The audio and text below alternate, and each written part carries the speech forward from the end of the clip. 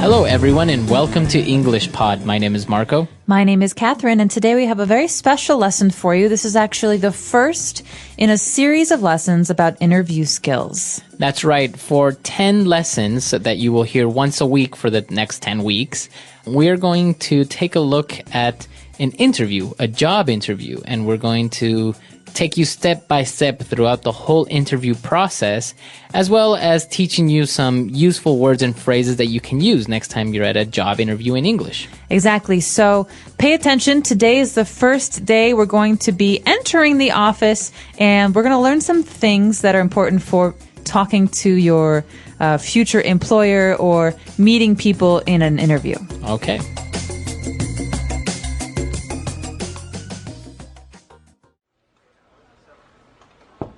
Come in. Mr. Parsons? Ah, you must be Rebecca. Please do come in.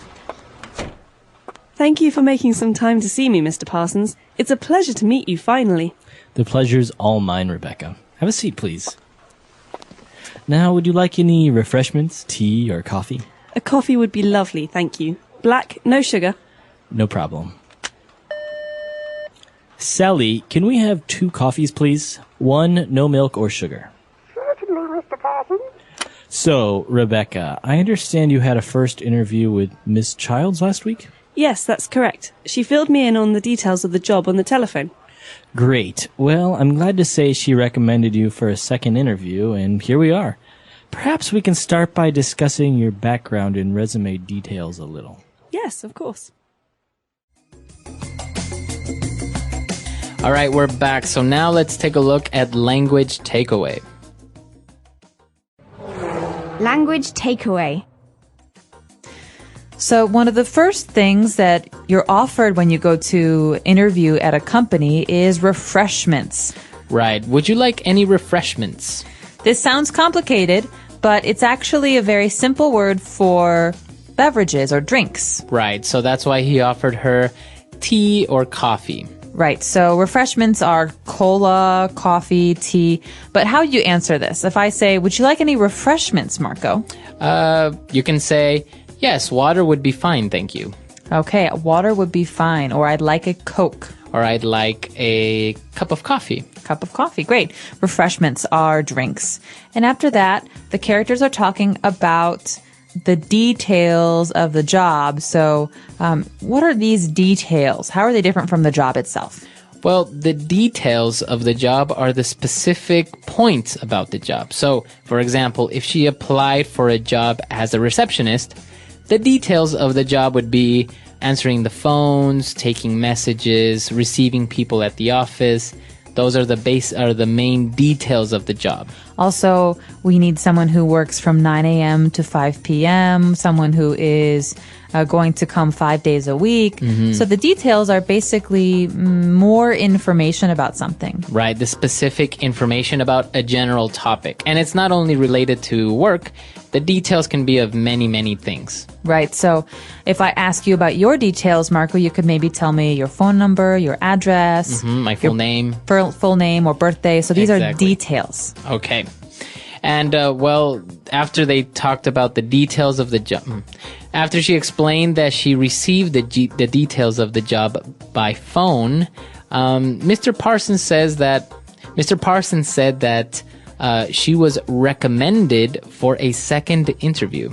So Rebecca is coming to the office for a second time. She already had one interview, and the woman she talked to the first time recommended her for a second interview. So the verb here is to recommend. Right. And you can recommend a person, an object, a movie, and that's basically you are saying that this is good and that it's worth seeing, it's worth buying, it's worth interviewing. For example, I really like the movie Avatar. Marco, I recommend you see it. Okay, or I can say, Catherine recommended the movie Avatar. Okay, so Catherine liked it, Catherine decided, Catherine suggested or told Marco it would be good. That's right. So to recommend. And then Mr. Parsons said that they're going to start discussing her background. Well, background, think of the word back. That means behind. This usually means a person's history at a job or at many jobs, or even their educational background, information about where they studied. That's right. So the background, maybe a person's background is, as you said, all their history, work, study, many different things, even maybe seminars or courses that they assisted. Or even just their personal history. For example, Marco, you speak English like an American. What's your background? Because I know you're not American. Right, I'm from Ecuador. Okay, background. So that means someone's personal history. That's right. And hand in hand with background, we have a piece of paper that usually you send into an employer to apply for a job. This is the famous resume. Resume. So you're right, Marco. A resume is a document. In this case, it is a document that lists your work history, your working background. And it's a very important part of applying for a job. And usually you send your resume before you go for the interview so that the employer can look and see, is this person qualified? How old are they? What's their work history? And, well, very similar to a resume, you may have heard a CV. That's right. A CV is a lot like a resume.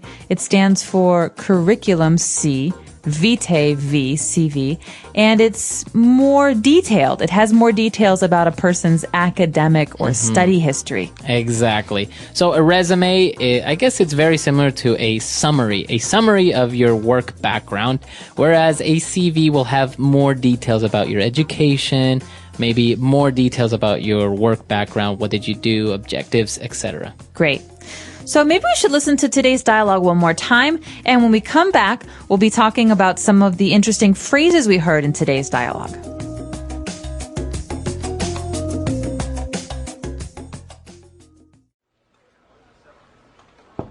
Come in. Mr. Parsons? Ah, you must be Rebecca. Please do come in. Thank you for making some time to see me, Mr. Parsons. It's a pleasure to meet you finally. The pleasure's all mine, Rebecca. Have a seat, please. Now, would you like any refreshments, tea, or coffee? A coffee would be lovely, thank you. Black, no sugar. No problem. Sally, can we have 2 coffees, please? 1, no milk or sugar. Certainly, Mr. Parsons. So, Rebecca, I understand you had a first interview with Miss Childs last week? Yes, that's correct. She filled me in on the details of the job on the telephone. Great. Well, I'm glad to say she recommended you for a second interview, and here we are. Perhaps we can start by discussing your background and resume details a little. Yes, of course. All right, we're back. So now we have 3 phrases that we're going to take a look at on Fluency Builder. Fluency builder. All right, so when Rebecca arrived, Mr. Parsons said, "Ah, you must be Rebecca. Please do come in." Okay, so you could say, please come in. This means, please come into my office, or come on in. Right. But here, the interesting thing about this is the word do. Right, he's using the verb do, and it may sound wrong. It may sound like it's unnecessary because you do have a phrasal verb there already, come in. So you can just say, please come in. But when he says, please do come in, he is emphasizing on her to come in. That's right. So this is a very polite way to invite someone inside. You can also say, please do have a seat. All right, so you are emphasizing in a very polite way to please sit down. That's right. Please do come in. So there are many other ways that you can use it. So for example, if you really want your friend to call you sometime next time you're in town, you say, please do call me next time you're in town. Please do. You could even say it afterwards, simply please do, for emphasis. Right, so if I say, hey, Catherine, I'm going to call you next time I'm in Shanghai. Please do. There we go. So that means please do call. All right, so please do come in. Please do call. All right. After that, Rebecca says, thank you for making some time to see me, Mr. Parsons. So she is happy that Mr. Parsons is available and wants to talk to her. This is a very common phrase that means, thank you so much for interviewing me. Right. So I guess it's kind of a way of saying, look, I know that you're a busy person and that you don't have very much time, so thank you for making some time to see me. Right. So this isn't just about interviews. You could say this phrase for meeting with a client or meeting with even a friend. You could say, hey, Marco, I know you were really busy last week, but thank you so much for making some time to see me. Right. So you're just basically saying, I understand that you're very busy, but I appreciate that you made some time to see me. All right. And well, she said, you know what? It's a pleasure to meet you. But Mr. Parsons replied by saying, hey, the pleasure's all mine. All right, another very, very polite phrase that you hear a lot. Maybe some of you have heard the phrase, it's a pleasure to meet you before, but the response, the answer is very interesting. The pleasure is all mine. Right. So this stands for the pleasure is all mine. Right. And I guess it's the most appropriate response if somebody says, it's a pleasure to meet you. Because if you don't say this, I think you may sound a little bit arrogant. Well, you could say it's a pleasure to meet you too. Right. But this is another way to answer the person, because you don't always want to say it's a pleasure to meet you. It's a pleasure to meet you too. Right. This is a way to say something different and to say, well, the pleasure's all mine. Right. But it's very important to answer something, right? Because if I say it's a pleasure to meet you and you say thank you, it's like, no, that is a little bit arrogant. So Right. you have to say something. Right. And we recommend that you say this or you just say the same thing back. So it's nice to meet you. Oh, it's nice to meet you too. Right. Okay, and our last phrase is actually when they were talking about, again, the details of the job, and she said that Miss Childs filled her in on the details. She said, she filled me in on the details of the job on the telephone. Okay, so this is an interesting verb, to fill in, or in this case, to fill someone in, to fill me in, to fill you in. This basically means to tell someone about something. Right. Or if I know a little bit of information, but not a lot of information about something, this way you're telling me more so I understand it better. Right, I'm giving you all the information. So maybe somebody is talking about a rumor in the office, and you go and you say, hey, fill me in on the gossip. All right, so you want to know all about it. Right. Or for example, Marco, we're having a party next Sunday, but I'll have to fill you in on the details around Friday. Okay, because you don't have all the information right now. Yeah, I don't know yet what time or where. Okay, so to fill someone in is to give them all the information or to give them more information. Fill me in. Fill me in. All right. Why don't we take a look at our dialogue for the last time, and we'll be back in a little bit.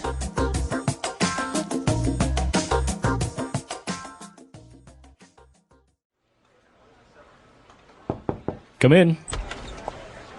Mr. Parsons? Ah, you must be Rebecca. Please do come in. Thank you for making some time to see me, Mr. Parsons. It's a pleasure to meet you finally. The pleasure's all mine, Rebecca. Have a seat, please. Now, would you like any refreshments, tea, or coffee? A coffee would be lovely, thank you. Black, no sugar. No problem. Sally, can we have 2 coffees, please? 1, no milk or sugar. Certainly, Mr. Parsons. So, Rebecca, I understand you had a first interview with Miss Childs last week? Yes, that's correct. She filled me in on the details of the job on the telephone. Great. Well, I'm glad to say she recommended you for a second interview, and here we are. Perhaps we can start by discussing your background and resume details a little. Yes, of course.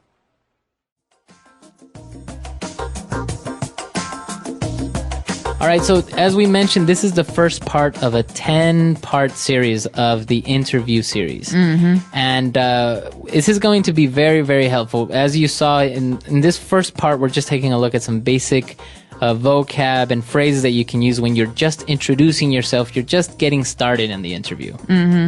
So what we're going to be looking at later on is talking about yourself, answering questions. But many people don't realize that one of the most important parts of the interview is the very, very beginning. Because some psychologists say that we make a decision about a person or how we like a person within the first, 30 seconds of talking to them. Yeah.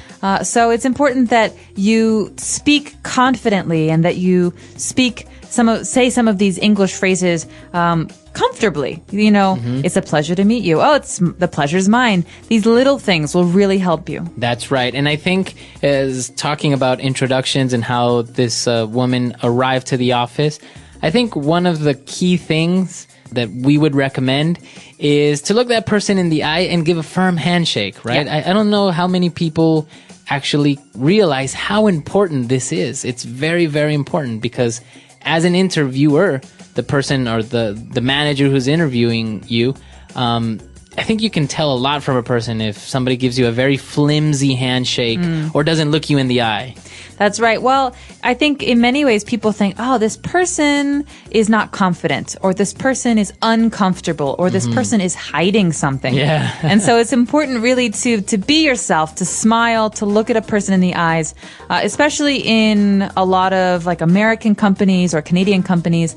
I know in other parts of the world, smiling with a stranger is unusual or maybe unacceptable. But in America, it means I'm confident. Here I am. Here's my name. Nice to meet you. It's a very important part of an introduction. Yes, very true. So we actually want to hear what you think. How important for you is a handshake, a firm handshake, looking someone in the eye, or how do interviews work in your country? Let us know, and we hope that this is helpful for you in the future if you're looking for jobs or you just want to practice your English. That's right. So if you have any other questions or doubts, we're at englishpod.com. We'll see everyone there. Bye. Bye.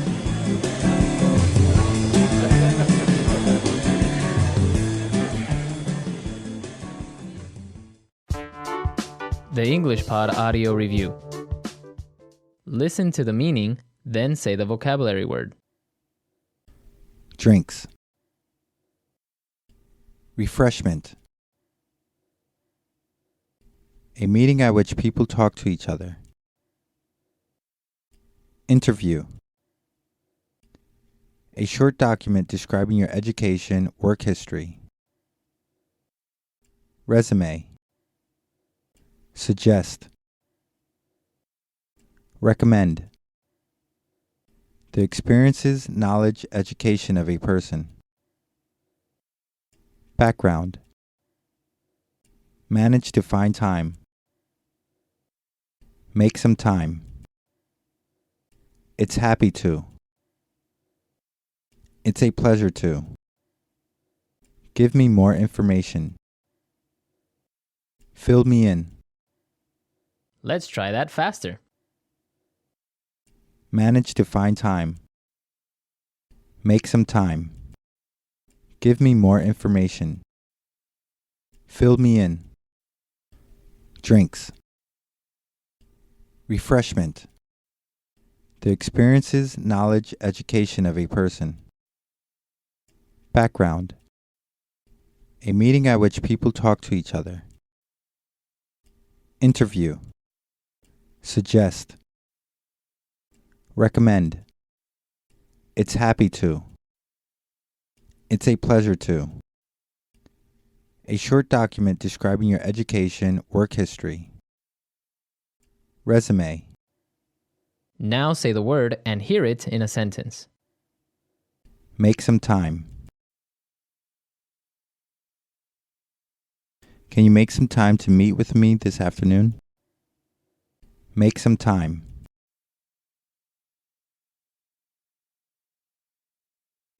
Please make time to finish that product today. It's very important. Make some time. I have to make some time to finish that report tomorrow. It's a pleasure to. It's a pleasure to visit the Beijing office again. It's a pleasure to.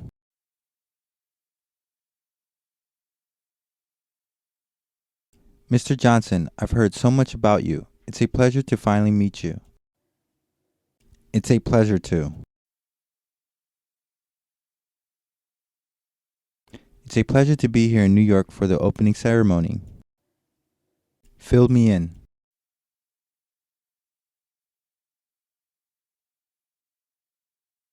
Amanda wasn't at the marketing meeting yesterday. Can you fill her in on what we discussed? Fill me in.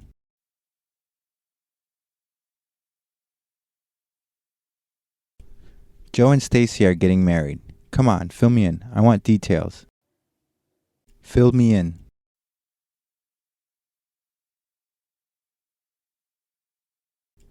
I missed what Mr. Wang said about the new system. Would you fill me in, please? Recommend. Avatar is a great movie. I totally recommend it. Recommend.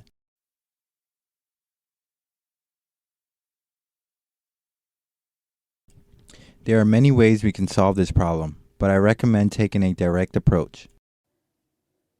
Recommend.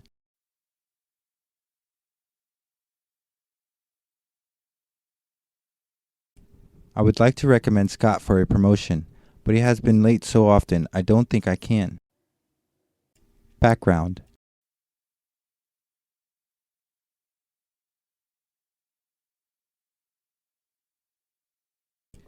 Jill has a strong background in IT.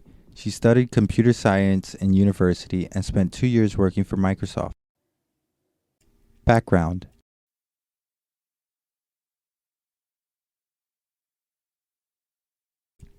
Let's take your picture against a plain white background so it will be easier to edit the photo.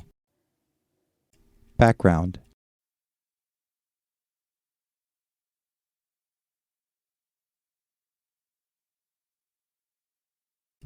President Obama has a varied cultural background. His father is Kenyan, his mother is from Kansas, and he grew up in Indonesia and Hawaii.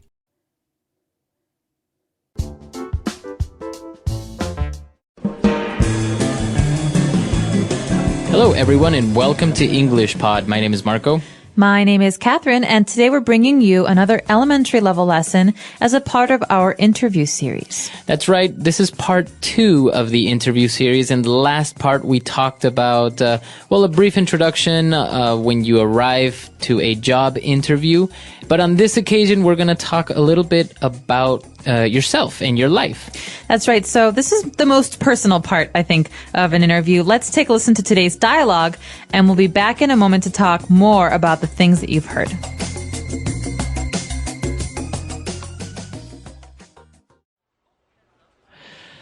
Now, Miss Childs passed on your resume to me, and I've had a chance to look it over. I must say, I'm quite impressed. Thank you very much. I've tried to keep it short and clear. If there are any questions, please feel free to ask me. Well, yes, I do have a number of questions, but perhaps first you could give me a brief overview. I'd like to get a little bit of an idea of your background. Yes, of course. Well, as you can see from the resume, I'm 27 and grew up in Brooklyn, New York, although our family moved to London when I was quite young, at around 16. Ah, I see. So you were actually educated in Europe? Yes, precisely. Although I was born in the US, I would definitely call London home. But as you see, I've actually spent a lot of my life moving from country to country. My father was in the oil business before he retired, so we also spent a number of years in Saudi Arabia too. Very interesting. So it seems you had quite an adventurous childhood. Absolutely. We were never still for too long, but now I'm really looking to settle down. I see. Okay, well, let's move on to discuss your education, shall we? Sure. All right, we're back. So obviously this person had a very interesting life, and they use some pretty interesting words there. So why don't we take a look at 5 key words that we have prepared for you on Language Takeaway. Language takeaway. All right, so the first word that we have is right when Mr. Parsons talked to Miss Childs, and he said that he was very impressed with her resume. All right, so someone says, I'm impressed when they think that something that you did or something about you is very interesting or good or better than most people's. That's right. So you're kind of amazed. You're kind of, you're like, wow, right? And so this is an adjective. I am impressed. That's right. So teachers sometimes say this. Maybe when you do really, really, really well on a test, they say, hey, Marco, I'm really impressed. You got 99%. Parents say this to friends, family. So basically, this is a way to say, good job. Wow. Right, and there's also a verb. So this is the adjective, to be impressed, and the verb form would be to impress someone. So that's obviously, if you impress your teacher by studying, your teacher will be impressed. That's right. And following that, Mr. Parson has some questions about Miss Child's background. That's right. He asked her for a brief overview of her background. So we have two interesting words there. An overview. What is an overview? An overview is like a summary. It's basically a way to ask for someone to give you a lot of information in very few words. That's right. So you don't really want too much details. You don't want somebody to tell you their life in detail. You just want a brief summary. Right. So not, I was born on August 11th in 1979 and I was, and then I went into this. No, this is basic, simple, this is where I'm from. This is where I went to school, the end. Mm-hmm. And, well, he wanted a brief overview of her background. What exactly is her background? Well, think about the word back. Okay. That means behind. Or in this case, background is your personal history.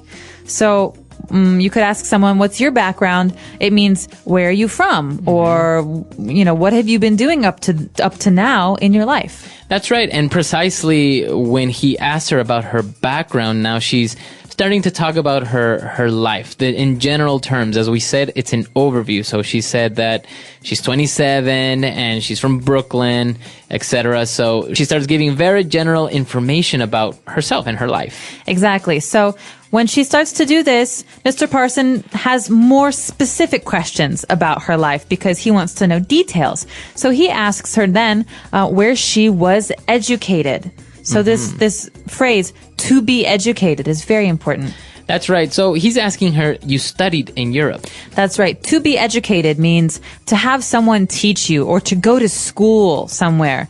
So, for example, I was educated in America. Where were you educated, Marco? I was educated in Chile. Wow. So you've been educated in a number of different places, right? At home and in a different country. Right. But you can also specify the university name, right? For example, I was educated at Harvard. Can you say that? You can. Or I was educated at a number of different schools. So you can say, I studied or I was educated. All right. And, well, apparently she was moving around from Europe, United States. So Mr. Parsons says, wow, it seems that you had an adventurous childhood. Okay, this is a great adjective, adventurous. You can say a person is adventurous. So Marco is very adventurous. He likes to jump out of airplanes. But you can also say that an experience is adventurous, like moving around a lot as a child. Right. So I guess adventurous can go hand in hand with exciting or very interesting, full of emotion. That's right. Okay. Adventure, adventurous. So a person can be adventurous, and we actually had a lesson about this when we describe personalities. You can say someone is adventurous. Exactly. All right, very good. So 5 key words that we just took a look at. Why don't we go back, listen to the dialogue again, and we'll be back to talk a little bit more on Fluency Builder.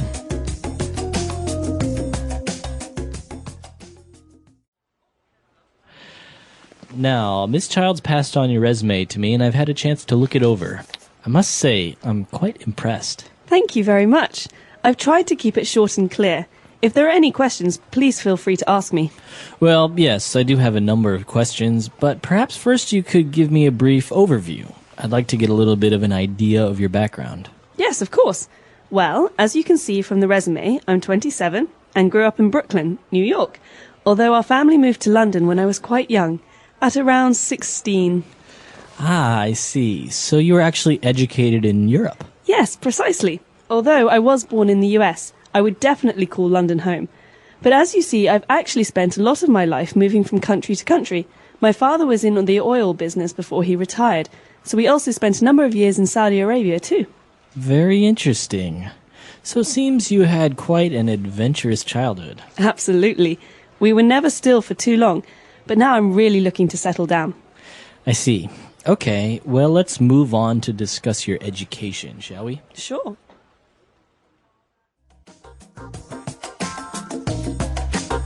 All right, we're back. So we have 4 phrases for you on Fluency Builder prepared, and let's start on with the first one.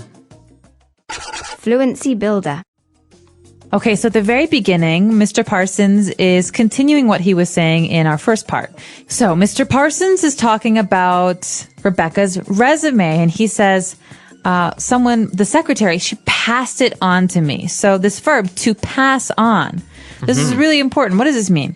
Well, the secretary, Miss Childs, passed on Rebecca's resume. That basically means Miss Childs received it, and she didn't keep it. She passed it on, or she gave it to another person, in this case, Mr. Parsons. Okay, so this shows that something doesn't stay with one person, like you said, Marco, but it moves from one person to another person. So, for example, my mother told me to pass this message on to you. The message is not for me, it's for you. I think also with physical traits, like maybe if your mother had green eyes, you can maybe say, my mom passed on her eye color onto me. That's right. So you got it from her.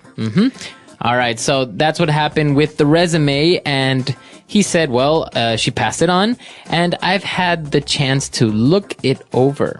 Okay. So think about this as a chunk, as a group of words that we use together.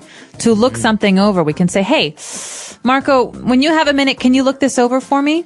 Okay. So that means to examine or to take a look. Take a look at, that's right. So to look something over or to look it over. All right, so basically to examine, maybe in close detail, right? You actually take the time to read it. That's right. Okay. And then later on, they started talking about her background. As we know, she was from Brooklyn. She grew up in Brooklyn, and then she moved to London. And so Rebecca described how she spent most of her life moving from country to country. Okay, from country to country. This means that she moved to many different countries. Okay, so if I live in America all my life, I never moved from country to country. You can say this about many different things, from place to place, from town to town. It means that you go from one place to another. That's right. So as you said, if you replace the noun country, you can say from town to town.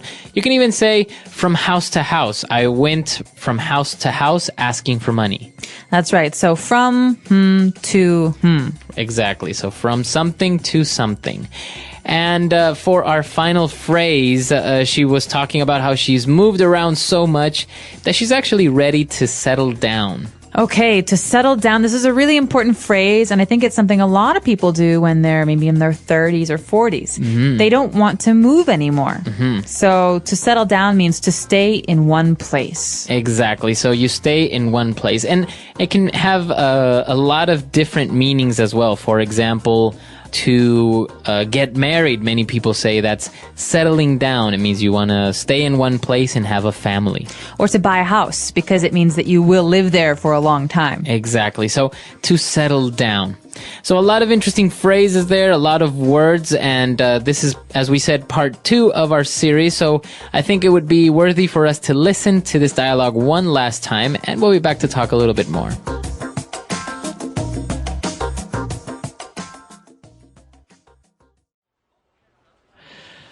Now, Miss Childs passed on your resume to me, and I've had a chance to look it over. I must say, I'm quite impressed. Thank you very much. I've tried to keep it short and clear. If there are any questions, please feel free to ask me. Well, yes, I do have a number of questions, but perhaps first you could give me a brief overview. I'd like to get a little bit of an idea of your background. Yes, of course. Well, as you can see from the resume, I'm 27 and grew up in Brooklyn, New York, although our family moved to London when I was quite young, at around 16. Ah, I see. So you were actually educated in Europe? Yes, precisely. Although I was born in the US, I would definitely call London home. But as you see, I've actually spent a lot of my life moving from country to country. My father was in the oil business before he retired, so we also spent a number of years in Saudi Arabia too. Very interesting. So it seems you had quite an adventurous childhood. Absolutely. We were never still for too long, but now I'm really looking to settle down. I see. Okay, well, let's move on to discuss your education, shall we? Sure.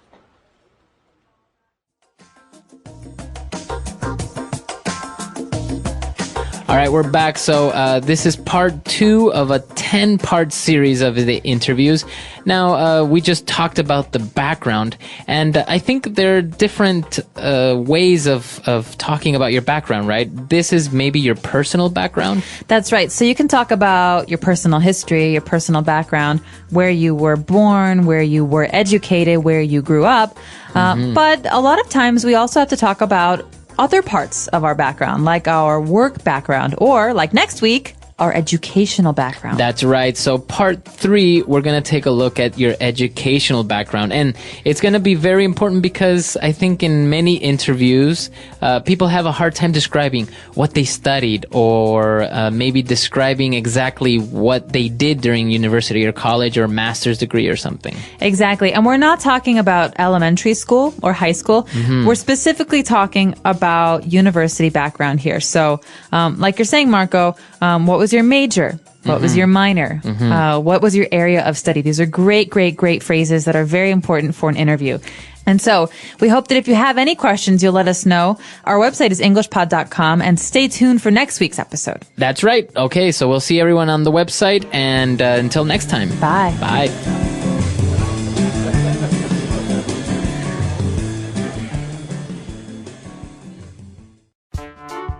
The English Pod Audio Review. Listen to the meaning, then say the vocabulary word. Cause someone to feel admiration. Impress. A general description. A brief overview. To calm down. Settle down. Hand in. Pass on. Feel relaxed. Feel free.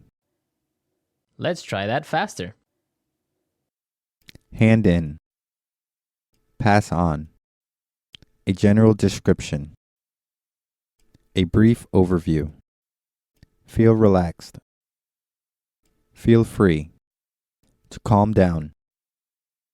Settle down. Cause someone to feel admiration. Impress. Now say the word and hear it in a sentence. A brief overview.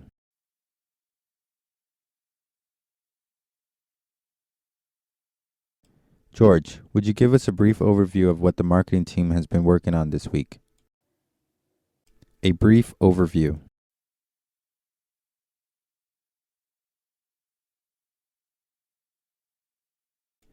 This guidebook doesn't have a lot of detailed information about Paris. It just provides a brief overview. A brief overview.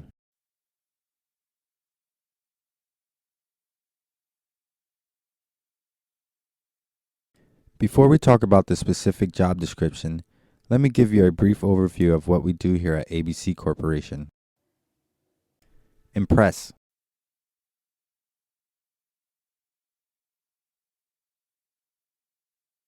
Well, Jeff, I'm really impressed with your photography skills. These pictures are beautiful. Impress.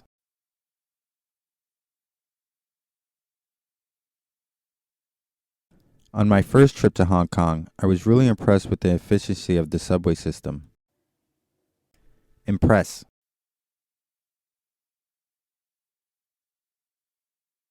Good job with that sales meeting, Ellen. I think the client was really impressed. Pass on.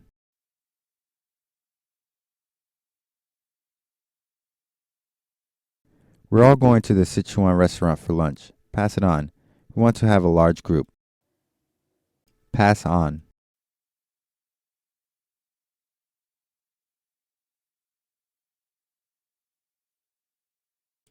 Linda, after you add the most recent QC figures to the report, please pass it on to Mr. Wang. Pass on.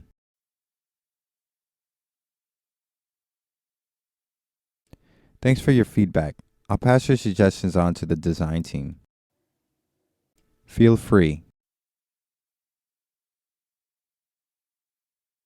Excuse me, may I use your bathroom? Oh, please, feel free.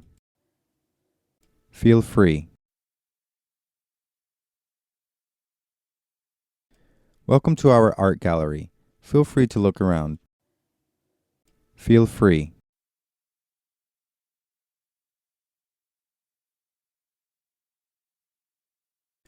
After listening to this English Pod lesson, please feel free to post your questions and comments on our website. Settle down. Children, settle down, please. It's time to begin class. Settle down.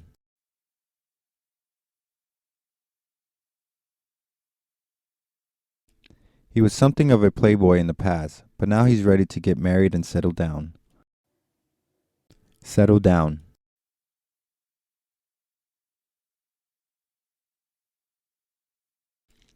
After living in the city so long, I'd really like to settle down in a small town.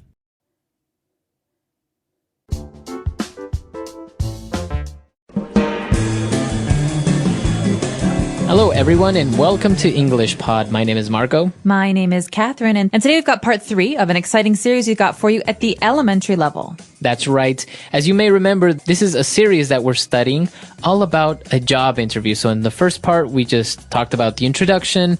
The second part was talking about your personal background. And now we're going to talk about your educational background. Okay, so the key topic here today is education. Let's take a listen to this dialogue, and we'll be back in a minute.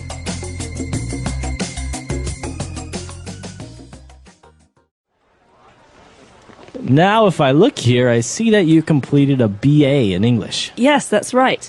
After graduating from high school in New York, I attended York University in the UK. My major was English, and my minor was business. I completed my BA in 2004. Yes, I'm pleased to see that you also got a distinction. Yes, that's right. I've always enjoyed studying. My friends say I'm a bit of a bookworm, but my father always pushed us to succeed at school. Well, it looks like his encouragement paid off, Rebecca. So how about extracurricular activities at university?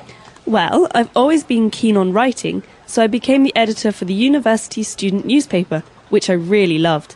Also, I volunteered for a group called Shelter to help the homeless in New York. What did that involve? Providing warm meals and shelter, especially in the winter months. I found it really fulfilling to be part of that group. I'm sure. Okay, now let's move on to your work experience, shall we? Yeah, okay. Okay.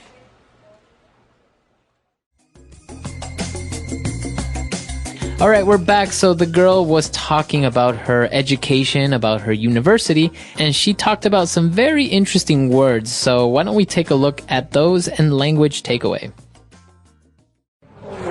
Language takeaway.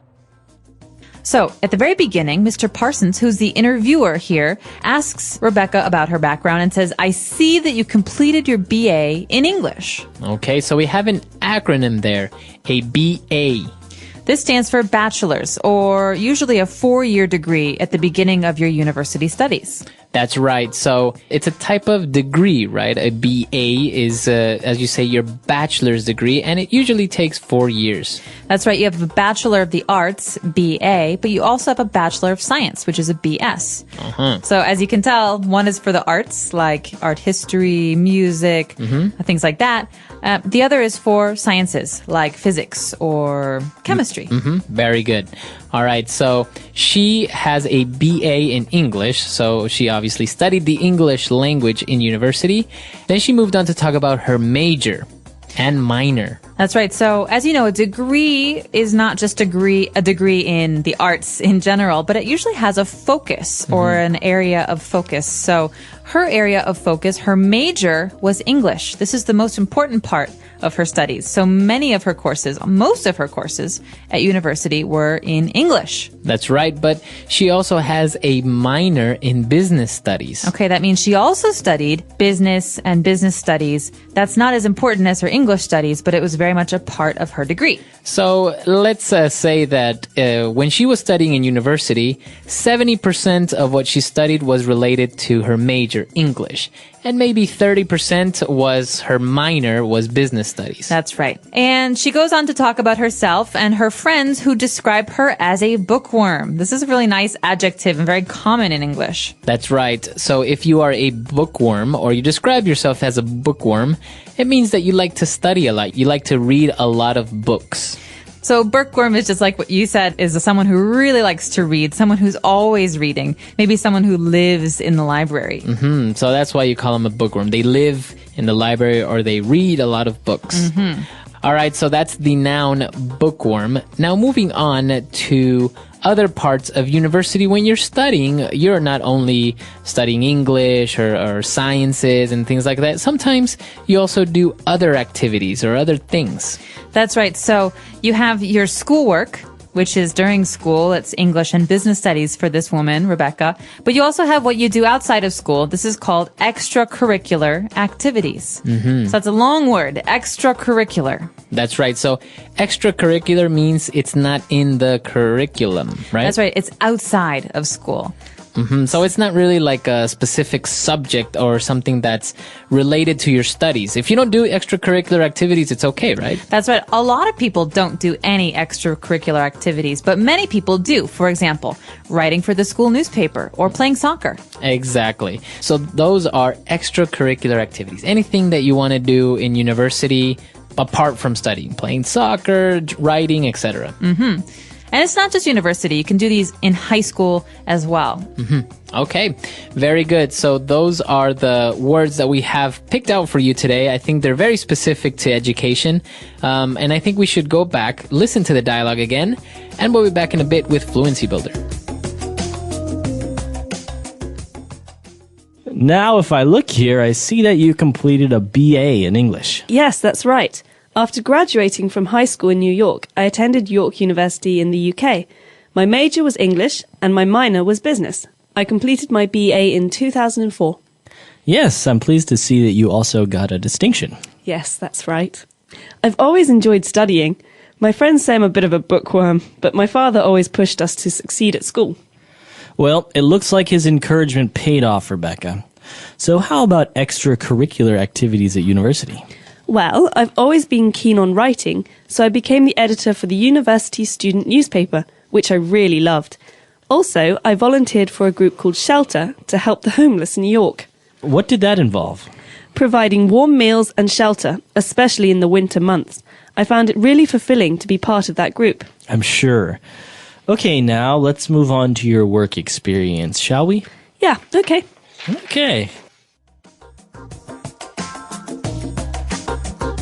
All right, we're back. So now let's start off with our first phrase on Fluency Builder. Fluency Builder.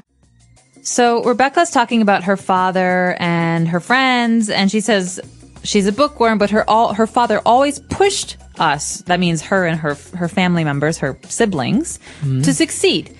And this verb, to push us, to push someone, is very important because it's not the same as like to push a door. Right. So it's not physically that you're pushing somebody. It's actually to motivate somebody or to inspire someone to become better at something. That's right. So to push someone is to encourage them to do something bad. It's not always a good thing. So right. She was always pushing me to do what she wanted to do, not what I wanted to do. That means someone's always trying to influence you or to get you to do something. Exactly. So as you say, to push someone is to influence them, to motivate them, to encourage them to do something good or bad. Well, and Mr. Parsons agreed with her dad's encouragement, and he said, well, it really paid off. Okay, this is a great verbal phrase, to pay off. This means to have benefits. Okay, so all of your hard work really paid off. So you can see the results. You can see the positive results of your hard work. It paid off. You could even ask someone, all that hard work, did it pay off? Right. So that you're basically asking, was it worth it? Yeah. Okay, to pay off. And, well, when she was talking about extracurricular activities, she said she was always keen on writing.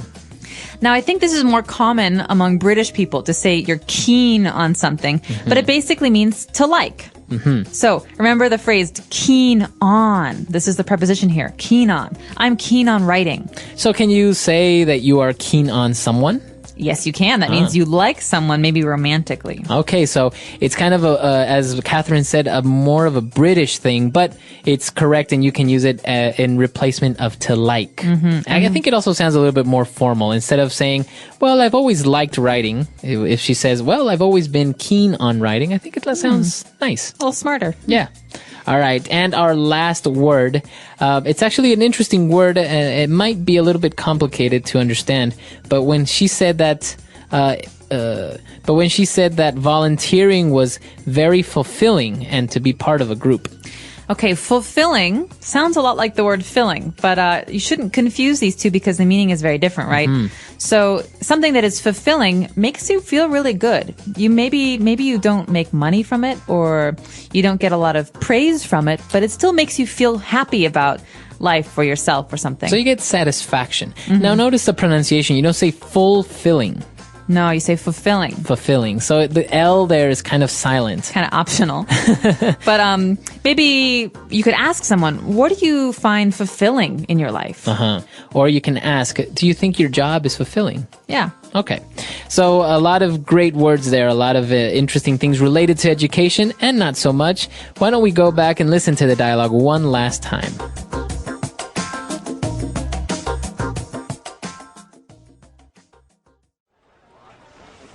Now, if I look here, I see that you completed a BA in English. Yes, that's right.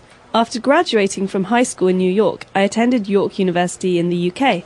My major was English and my minor was business. I completed my BA in 2004. Yes, I'm pleased to see that you also got a distinction. Yes, that's right. I've always enjoyed studying. My friends say I'm a bit of a bookworm, but my father always pushed us to succeed at school. Well, it looks like his encouragement paid off, Rebecca. So how about extracurricular activities at university? Well, I've always been keen on writing, so I became the editor for the university student newspaper, which I really loved. Also, I volunteered for a group called Shelter to help the homeless in New York. What did that involve? Providing warm meals and shelter, especially in the winter months. I found it really fulfilling to be part of that group. I'm sure. Okay, now let's move on to your work experience, shall we? Yeah, okay. Okay.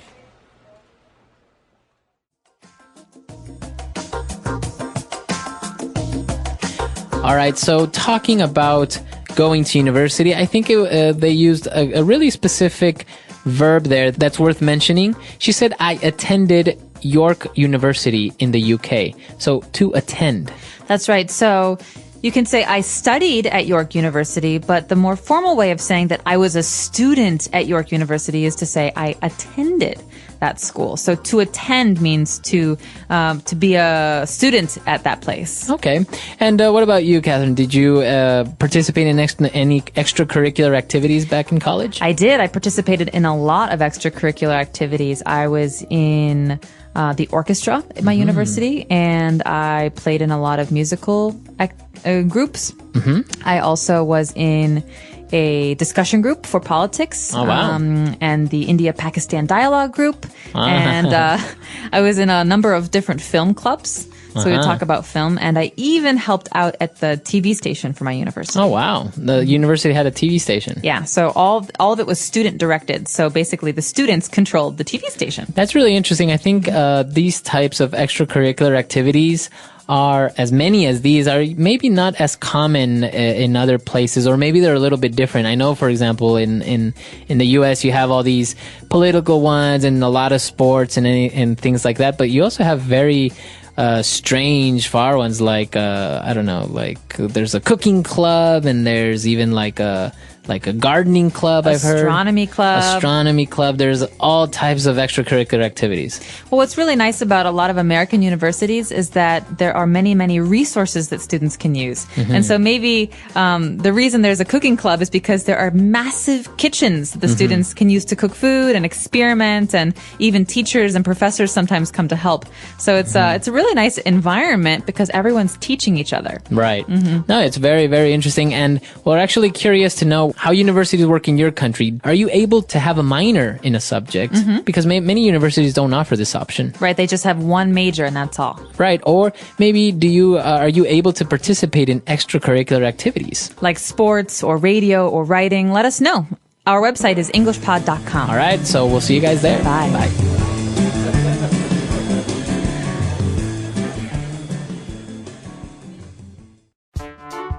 The English Pod Audio Review. Listen to the meaning, then say the vocabulary word. Bachelor of Arts. BA. The main subject studied in a college. Major. A second subject studied in college. Minor. excellence, distinction. A person who likes reading and studying. Bookworm. To affect positively. Pay off. Extra activities. Extracurricular. Willing or eager to do something. Keen on. Want to do something without being forced or pay. Volunteer. Contain. Involve.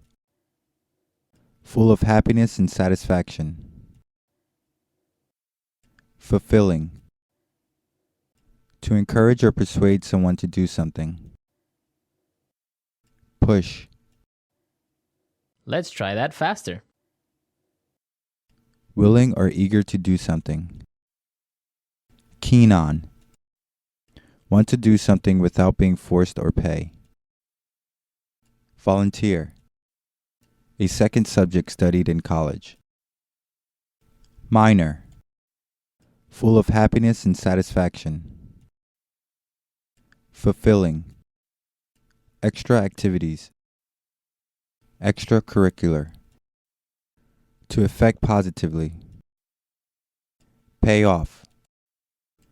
Bachelor of Arts. BA. Contain. Involve. Excellence. Distinction.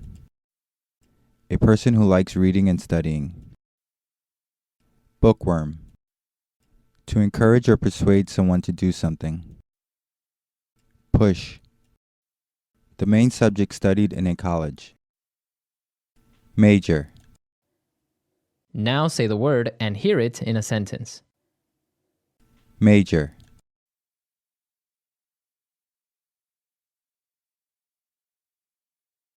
You're almost finished with your first year of college. Have you decided on a major yet?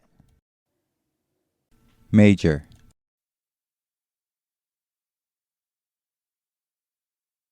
Mark graduated with a double major in philosophy and East Asian studies. Major.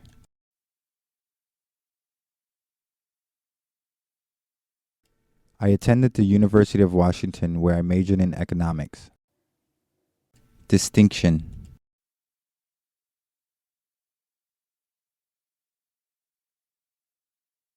It may be difficult for some English learners to hear the distinction between the words eyes and ice.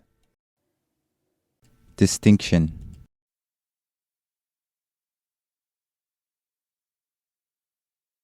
Only the best of the best students at British universities receive distinction.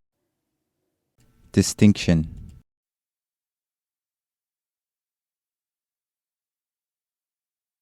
And Bo Shishun had the distinction of being the tallest man in the world. Keen on.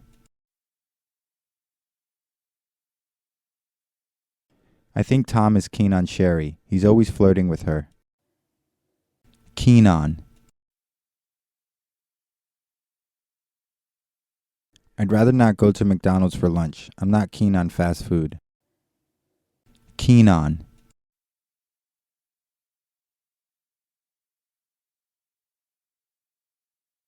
My boss is really keen on golf these days, so we bought him monogrammed golf balls as a gift. Pay off.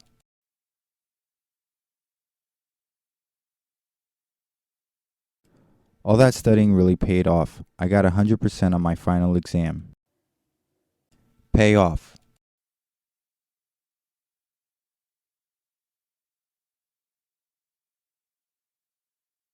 My daughter doesn't like going to violin lessons 3 times a week, but I tell her that all this practice will pay off someday. Pay off.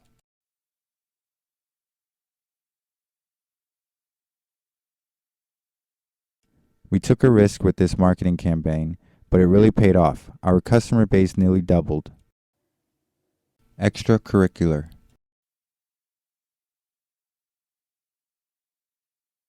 What extracurricular activities did you participate in while you were in college? Extracurricular.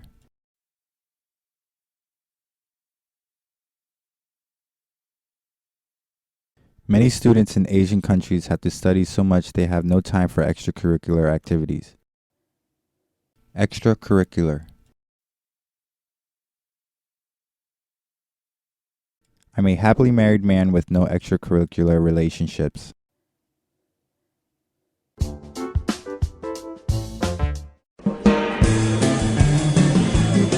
Hello, everyone, and welcome to English Pod. My name is Marco. My name is Catherine, and today we have a new lesson in our series about interviewing for a new job. This is, of course, at the elementary level. That's right. So this is part 4 of our interview series. Remember, we are taking a look each week at giving you tips and also the proper language for when you have an interview in English. And on this occasion, we're going to talk about our work experience. Okay, you'll remember we talked a little bit about educational experience and educational background. Well, today is all about your last couple of jobs. All right, so I think we should just listen to the dialogue for the first time, and we'll be back in a bit with language takeaway.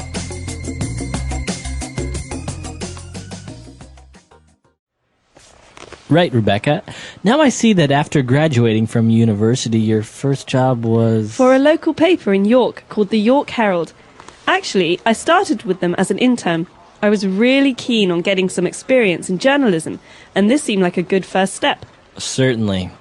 And after your internship? They seemed impressed and offered me a position as a junior local news reporter. I ended up staying 2 years there, actually. I was in charge of the sports news section of the newspaper.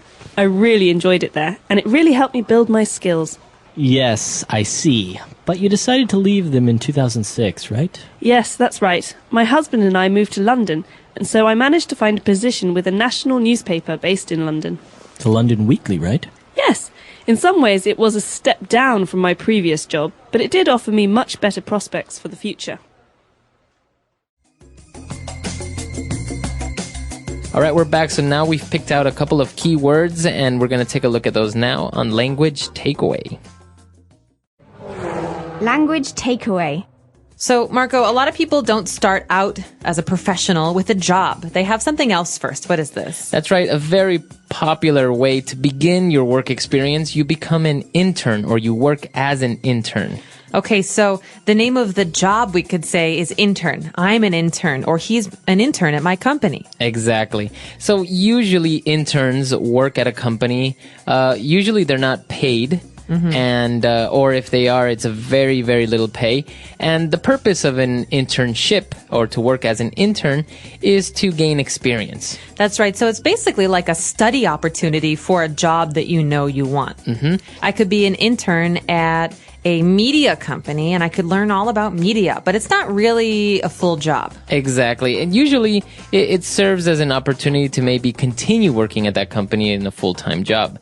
So you become an intern, and the noun or what you are doing is called an internship. So I'm an intern, but what I have is an internship. Right. It's like saying I have a job. I have an internship, but I am an intern. Exactly. All right, so we've covered those 2 words. Now, let's move on to when she's describing her work experience in the York Herald, and she described it as a very good first step. Okay, so a first step, you think about your foot, your step, you're moving. It means the very first thing you do when you're heading in some direction. Right, and professionally, I guess your first steps are maybe becoming an intern. Right, or you could say my first step was working in the mail room at this big movie studio, but later I became, famous movie producer. Exactly. So that's kind of like the way that you begin your professional life. And, then they started talking about the newspapers, and actually Rebecca was offered a position as a junior local news reporter. Okay, so junior means usually lower ranking or not experienced. Someone who is just starting out. And of course, after junior, we have senior. Right. So a senior news reporter is someone who's worked for many, many years as a reporter. Usually, I guess, a junior news reporter would make less money than a senior news reporter. Exactly. You could also say junior executive or senior executive. Junior manager. These are ways of describing length of experience. And in this case, she's junior, but what kind of job does she have? Well, she is a news reporter for local issues. Okay, so she's a local news reporter. Now, what exactly does that mean if you're a local news reporter or for local issues? Well, if I live in Chicago and I'm a local news reporter, I only write or report the news about Chicago. Okay. It's a way of describing the things in my area. So it's the opposite of our next phrase, national news reporter. Okay, so if you are a national news reporter or a national manager of maybe a company, then that means that you oversee things in the whole country. That's right. So local is my city or my county, but in the case of national, we're talking about the whole country. Nation, national. So national is an adjective. But we could even go further than this. What if I am a reporter and I talk about foreign countries? I talk about France and South Africa and even Iceland. Then I guess you would be an international news reporter. Exactly. And I guess also at the executive level, you can have an international marketing manager, right? That's right. International marketing manager, national marketing manager. These are very important ways to divide work, to say he is the international manager, here's the national manager. This tells you the kind of the size of this person's job. Exactly. Okay. So now more or less you know how these jobs can be divided: junior, senior, national, local, etc.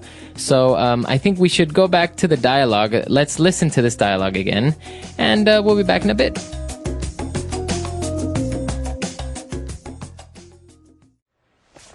Right, Rebecca.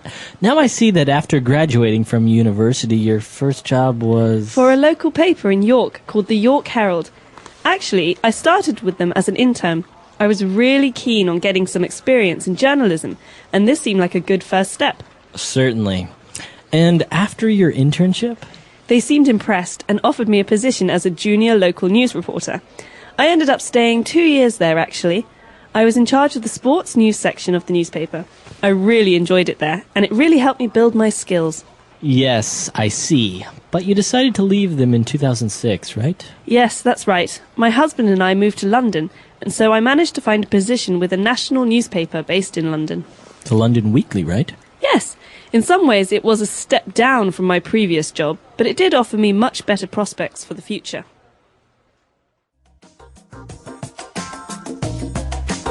All right, so now let's start with a couple of phrases and phrasal verbs on Fluency Builder. Fluency Builder. Okay, in today's dialogue, we heard a lot of really wonderful phrases, Marco. Some of them are ways of making your experiences sound better, more professional even. For example, this first one, Rebecca's talking about her first job in New York, and she says, I was in charge of the sports news section. In charge of. So that phrase, I was in charge of, or to be in charge of, what does this describe? This describes responsibility. Basically, she's saying, I was responsible for, or I had to manage the sports news section. She's taking credit for this job that was important. Okay, so this is a key phrase because this is the typical phrase that you use to describe your responsibilities or to describe what you did in your previous job position or your previous job.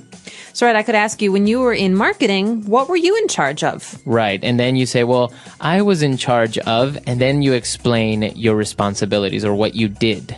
I was in charge of our national accounts, or I was in charge of the local news. Exactly. So this is a very simple phrase. Just remember it. I was in charge of, and then you can start explaining what were your responsibilities, what you did in your previous job. All right, moving on now towards the end of that paragraph, Rebecca says that, well, being in charge of the sports news section was really fun, and it really helped her build my skills. It really helped me build my skills. So to build your skills, or in this case, I build my skills, means that I have some skills, but maybe they're not really developed. Maybe, I just finished college. I want more experience. Well, in that time during my first job, I build my skills. I become better at writing or having interviews, things like that. Exactly. So when you build your skills, you kind of improve your abilities or you gain more experience. All right. And another interesting phrase coming up here when Rebecca talked about moving to London with her husband, she said, I managed to find a position with a national newspaper. Okay, so I managed to, or you could say to manage to do something.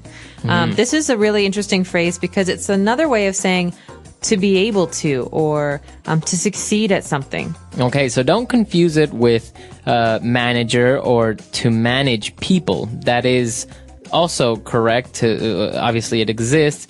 But to manage to do something is to, as you said, to be able to do something. Right. So, for example, I was running really late yesterday and I had a ticket for a train at 5 o'clock. I thought I would miss the train, but I managed to get to the train on time. That means I was able to get on the train on time. Exactly. Okay, so you managed to find a job. I managed to get to the train on time. I was able to. All right, and towards the end, Rebecca talked about her job at the London Weekly, and she described it as a step down from my previous job. Okay, is this a good thing or a bad thing, Marco? A step down in something is a bad thing. It's to reduce in level or to decrease. Okay, so basically she's saying, listen, I had this really great job in York, and I took a new job in London, and the new job, it wasn't as good in many ways, because maybe she had less responsibility, or maybe it paid less. So this is a way of saying it wasn't as good as my last job. Okay, so her new job was a step down from her previous job. You could say, I think his new girlfriend's a bit of a step down, if you know what I mean. Exactly. So usually you're comparing, right? That's right. You're making a comparison between something from the past to now. Exactly. Okay, so a step down. Why don't we go back and listen to the dialogue for the very last time, and we'll be back to talk to you in a bit.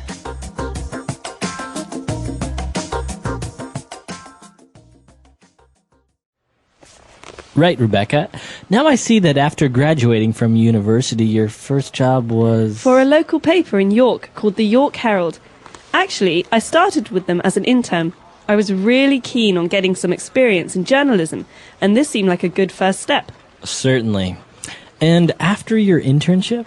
They seemed impressed and offered me a position as a junior local news reporter. I ended up staying 2 years there, actually.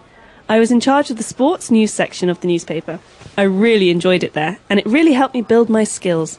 Yes, I see. But you decided to leave them in 2006, right? Yes, that's right. My husband and I moved to London, and so I managed to find a position with a national newspaper based in London. The London Weekly, right? Yes.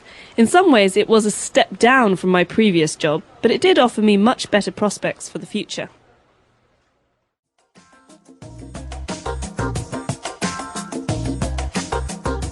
All right, so talking about internships and interns, it seems that usually they get, it's not very exciting to become an intern because it ends up that the office people just make you, make coffee or copies and stuff like that. You're not really gaining much work experience. That is the reputation in the United States for internships. So basically, when you agree to do an internship, sometimes you have to apply to do an internship. It's a very long process. You end up, like you say, making coffee for people or photocopying reports. And this is really boring work. Right. I think, that is the reputation that many places have, like you say, in the United States. But also, I don't know, I guess it does seem, in a way, the only opportunity in order to be able to get into an industry or a company. Maybe it's a really good company like, I don't know, like Procter & Gamble. And how else are you going to be able to get in there with no job experience? Well, that's right. And a lot of people know that an internship doesn't really give you work experience, but they'd still give it, they still think that it gives you some edge or some advantage when you're looking for jobs later. Because if I write down on my resume, we were talking earlier about resumes. If I write down on my resume that I was an intern at Procter & Gamble, wow, that's really impressive. Right, it looks good. All right, so this is an interesting topic. Let us know if you were ever an intern. Maybe you started out as an internship, or maybe you're doing one now. Was it better than we say? Did you do anything else other than making coffee? We really hope so, and we look forward to hearing about your experiences. All right, we'll see everyone at EnglishPod.com, and until next time. Bye. Bye.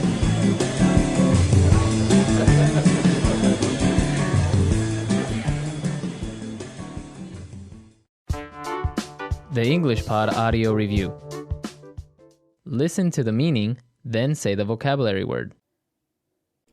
Turned out or result in. End up. Be responsible for. In charge of. Be able to. Manage to. A decrease or reduction in size or amount. Step down. A mental picture of something to come.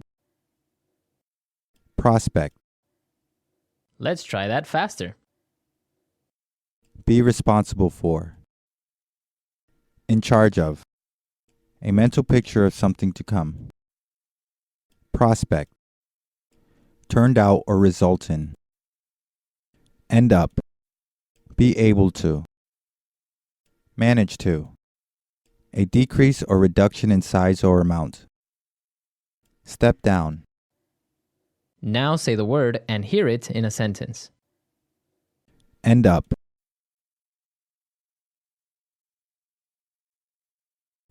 If you don't start driving more carefully, you're going to end up in an accident. End up.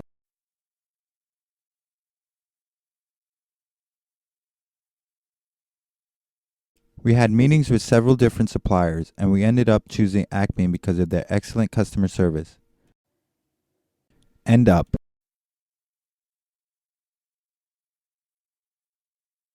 Which country do you think will end up winning the FIFA World Cup 2010? In charge of.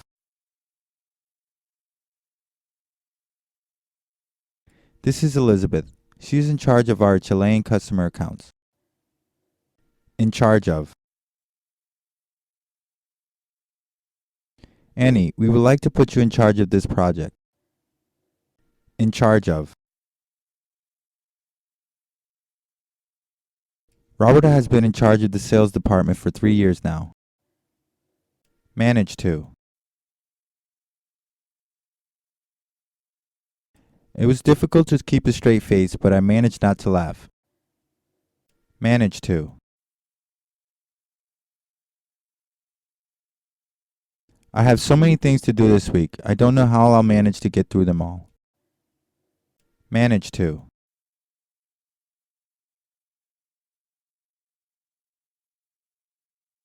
It's almost impossible to get weekend tickets to the Shanghai World Expo now, but Ben managed to get a pair. Step down.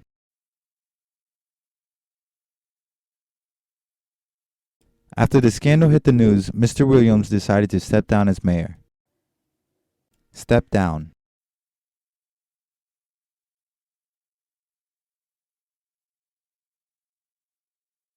Going from corporate CFO to working at a startup may seem like a step down to some, but Jackie is excited about the change. Step down.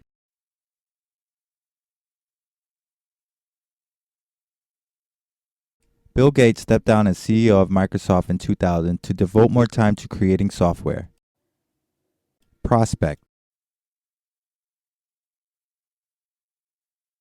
The prospect of living and working abroad is very appealing. Prospect.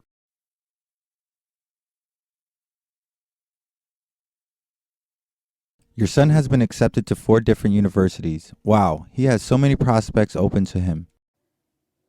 Prospect.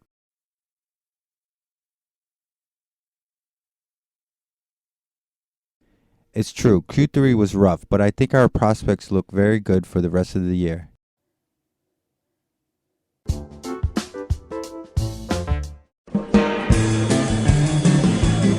Hello, everyone, and welcome to English Pod. My name is Marco. My name is Catherine, and today we're going to continue in our series about job interviews. That's right. And on this occasion, we're taking a look at part 5 of our interview series, where we explain why we left our previous job. Okay, and so in an interview, this is a very popular question. Why did you leave your last job? Learn some tools for answering this question in today's dialogue. We're going to take a listen to it first, and we'll be back in a moment.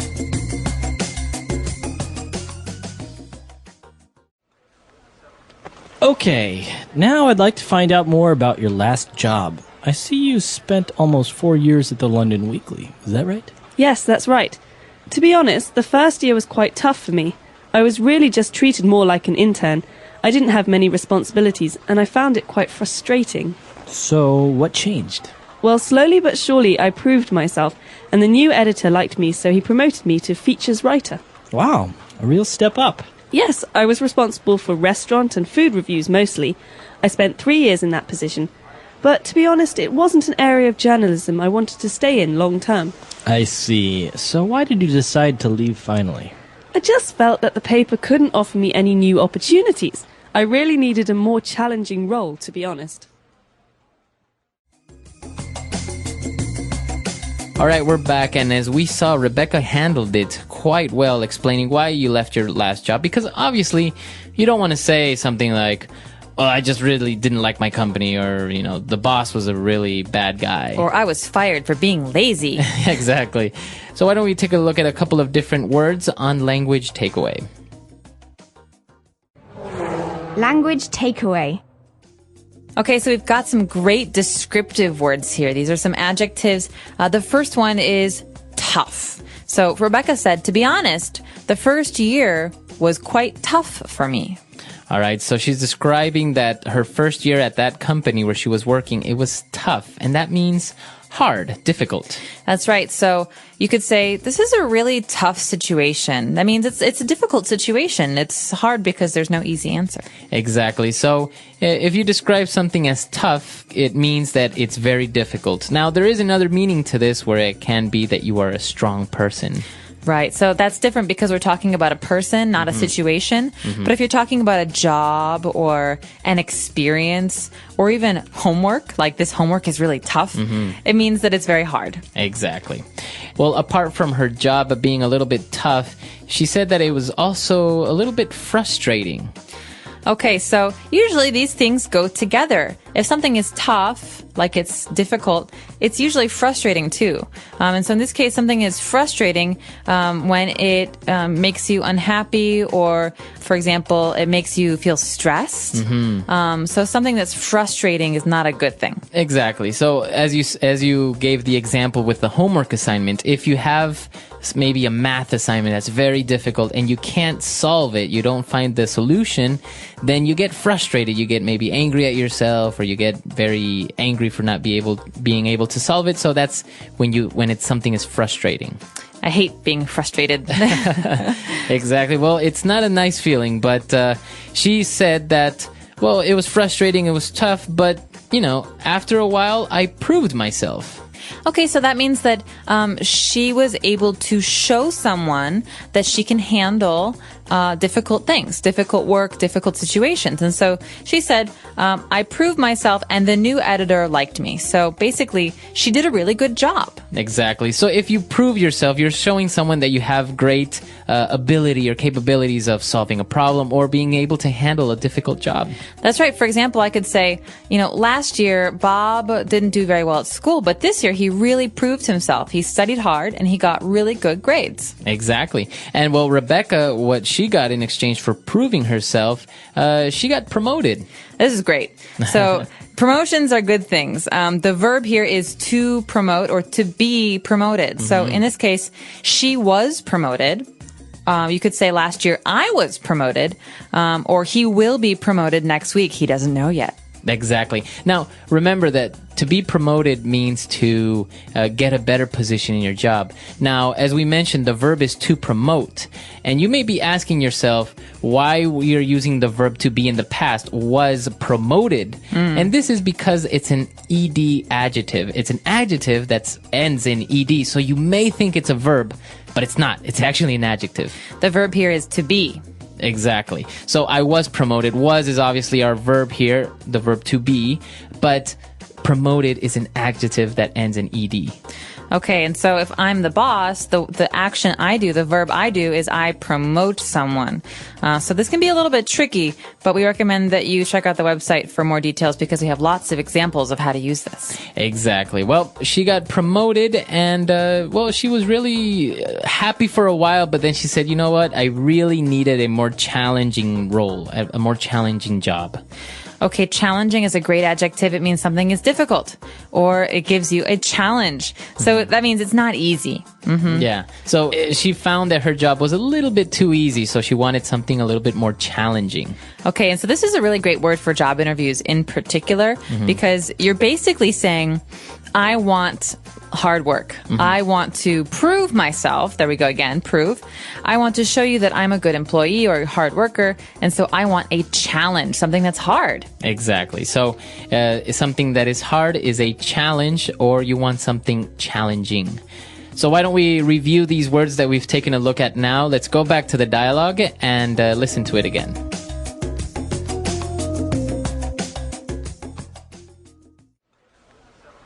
Okay, now I'd like to find out more about your last job. I see you spent almost 4 years at the London Weekly. Is that right? Yes, that's right.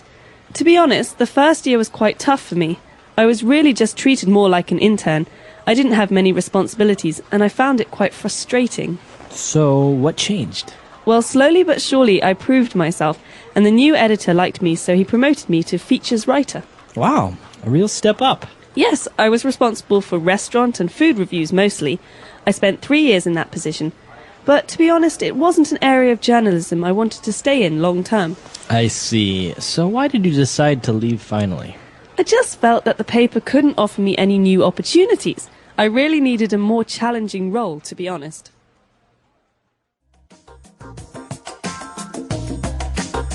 All right, we're back. So now let's take a look at a couple of phrases we picked out for you on Fluency Builder.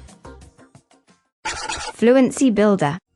Okay, this first phrase is unusual because it actually happens at the end of sentences. This is very, very common with people who are making small talk or who are doing interviews. This is the phrase, is that right? So basically, you saw that in the first line, Mr. Parsons was talking to her and said, well, I see you spent almost 4 years at the London Weekly. Is that right? So he's ending the sentence with this phrase. So he's making the sentence a question. I see that you did this. Is that right? So he's asking her to confirm the fact that he knows about her because maybe they've never really talked before. So this is a good way for him to ask her to give more details.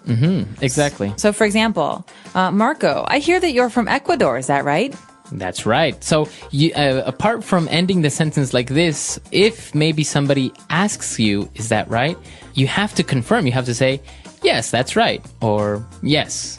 It's also good to elaborate, to give more details. So, yes, I'm from Ecuador. I was born there, but I've lived in the United States. This is a way to give more information because that's basically what the person's asking. Yeah, I think it wouldn't be very good if you're at a job interview and the person says, is that right? And you say, yes, that's right.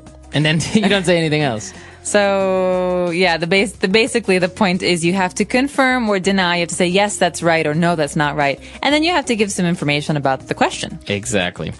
All right, now moving on, when Rebecca, again, was talking about her job, she was saying it's tough, and I didn't have many responsibilities, and I found it quite frustrating.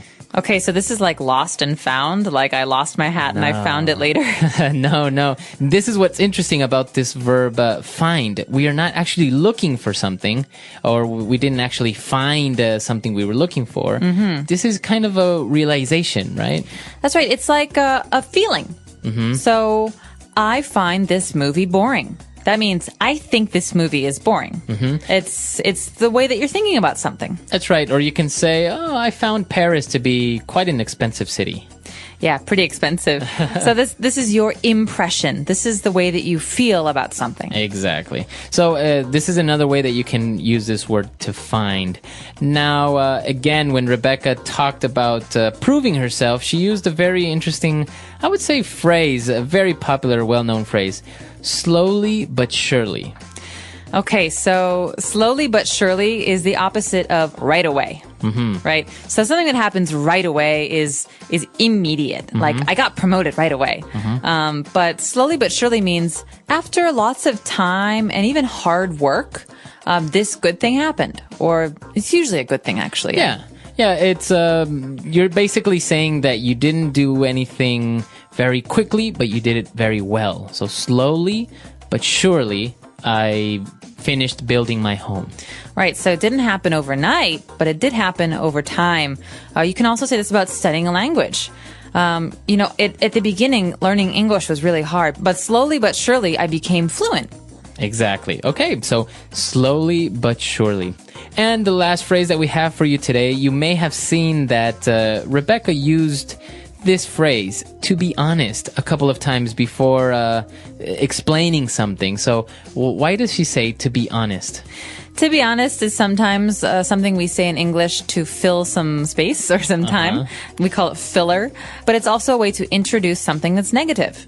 So, for example, in this dialogue, she's talking about her negative experiences. My job was tough. My experience was bad. So she says, to be honest, it wasn't the best experience, but I learned from it. She's saying this to introduce some things that are maybe not positive, not happy things. That's right. So it's another way of saying, look, I'm going to tell you the truth. It may not be something positive, but, this is what happened. So to be honest, I didn't really like my last employer or something like that. Right. Well, you can even talk about this with your friends. So, hey, Marco, did you like that movie, Shutter Island? To be honest, I didn't really see it. Oh. I fell asleep. Or you could say, to be honest, I didn't love it. I didn't really like it. Exactly. So it's a very good phrase, but don't overuse it. I think sometimes you get into the habit of using it all the time, and just like. Yes. Some people, I went to the movies yesterday, and to be honest, so try to keep these fillers as you described them to a minimum. So don't really use them too much. Yes. Say thoughts and ideas, nice action verbs, not too much fillers, because sometimes, especially in an interview, it makes people think that you don't really know much to say. Yeah, exactly. Okay, so let's listen to the dialogue for the last time, and we'll be back to chat a little bit more.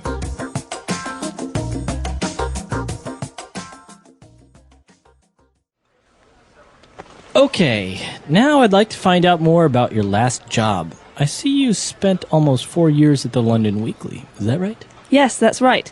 To be honest, the first year was quite tough for me. I was really just treated more like an intern. I didn't have many responsibilities, and I found it quite frustrating. So, what changed? Well, slowly but surely I proved myself, and the new editor liked me, so he promoted me to features writer. Wow, a real step up. Yes, I was responsible for restaurant and food reviews mostly. I spent 3 years in that position. But to be honest, it wasn't an area of journalism I wanted to stay in long term. I see. So why did you decide to leave finally? I just felt that the paper couldn't offer me any new opportunities. I really needed a more challenging role, to be honest.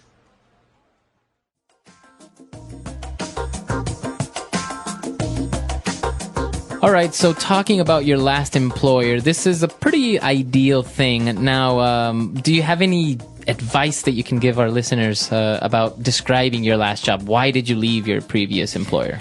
Well, I do have a little bit of basic job advice. I would say don't complain about your last employer. Don't say my boss was mean, my coworkers were lazy, my company was terrible, because usually as a person doing an interview, that makes you think that this person, if they work for you, will complain about you. And so I think it's important, like what Rebecca does in this dialogue, to keep it positive. Yeah.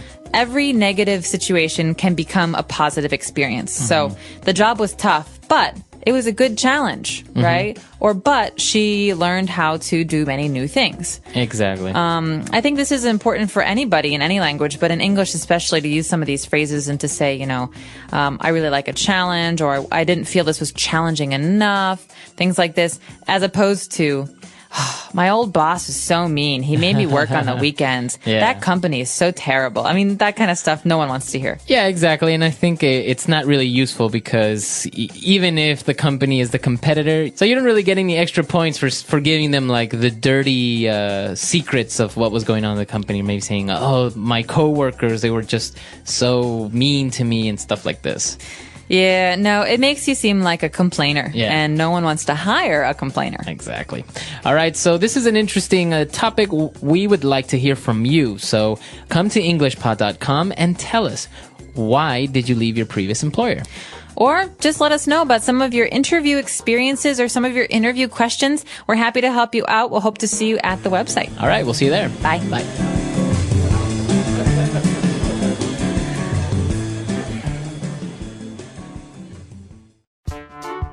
The English Pod Audio Review. Listen to the meaning, then say the vocabulary word. To cause feelings of discouragement or bafflement. Frustrating. Happen gradually but inevitably or without fail. Slowly but surely.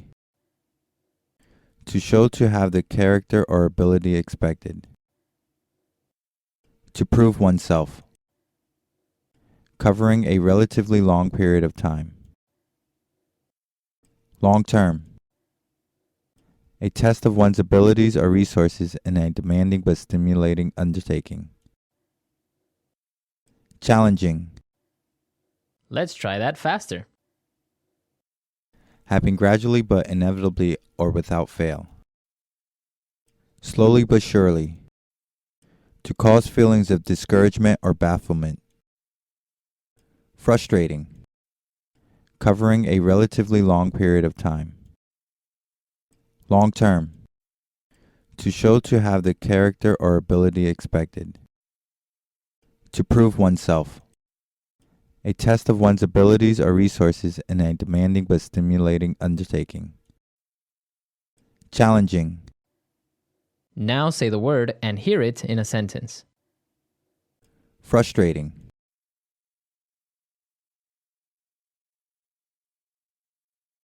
Learning a language is a difficult thing to do, and it can be frustrating at times. Frustrating.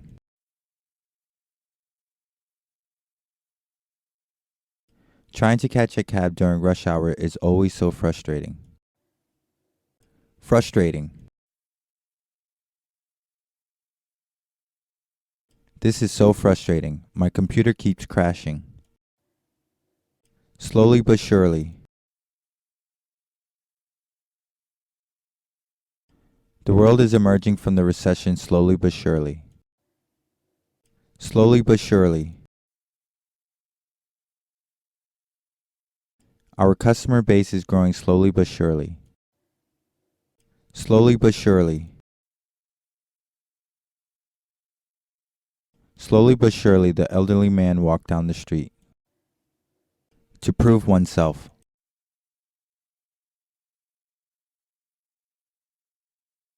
You have to prove yourself capable before the boss assigns you a project of your own. To prove oneself.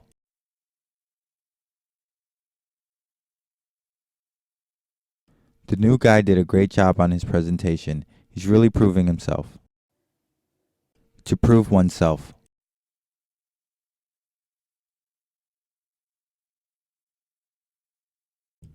I always turn in quality work on time, but Mr. Wilson still doesn't think I've proved myself. Long term. What are your long-term goals? Long term. I don't see myself living in Hong Kong in the long term. Long term. We work hard to build long-term relationships with our customers. Challenging.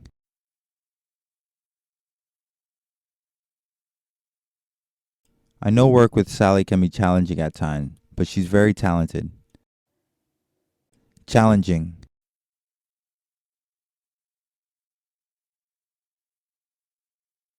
All right, team, this is a really challenging situation.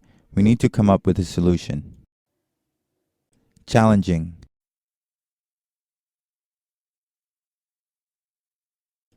John hopes to take on a more challenging role within the company soon.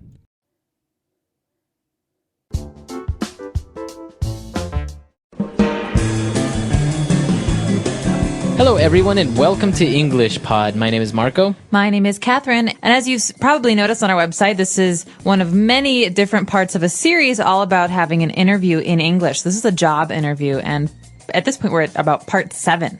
That's right. So today what we're going to talk about is the key question whenever you're having a job interview is they ask you to describe your key strengths. And this is our word for vocabulary preview today, so let's take a look at it. Vocabulary preview. Okay, so you might have heard the word strength before. This is something that you're good at. And so key strength or key strengths, plural, would be things that you think are most important about you as far as the things that you do well.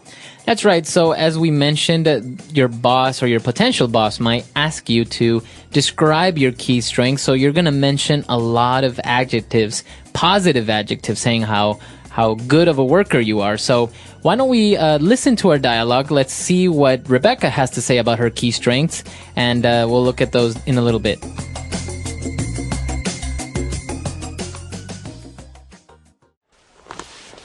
Okay, Rebecca, now you've given me a good idea of your work and academic background, but what about you as a person? How would you describe your key strengths? Well, Mr. Parsons, as I mentioned before, I'm someone who needs new challenges. I'm really focused and hardworking. I think my academic results prove this. Yes, true. But how about other personal qualities? Well, I believe I'm a good team player, but I can also work well independently. I'm very enthusiastic and, well, I hope my colleagues would agree. I'm fun to work with. What would you say is your most positive quality?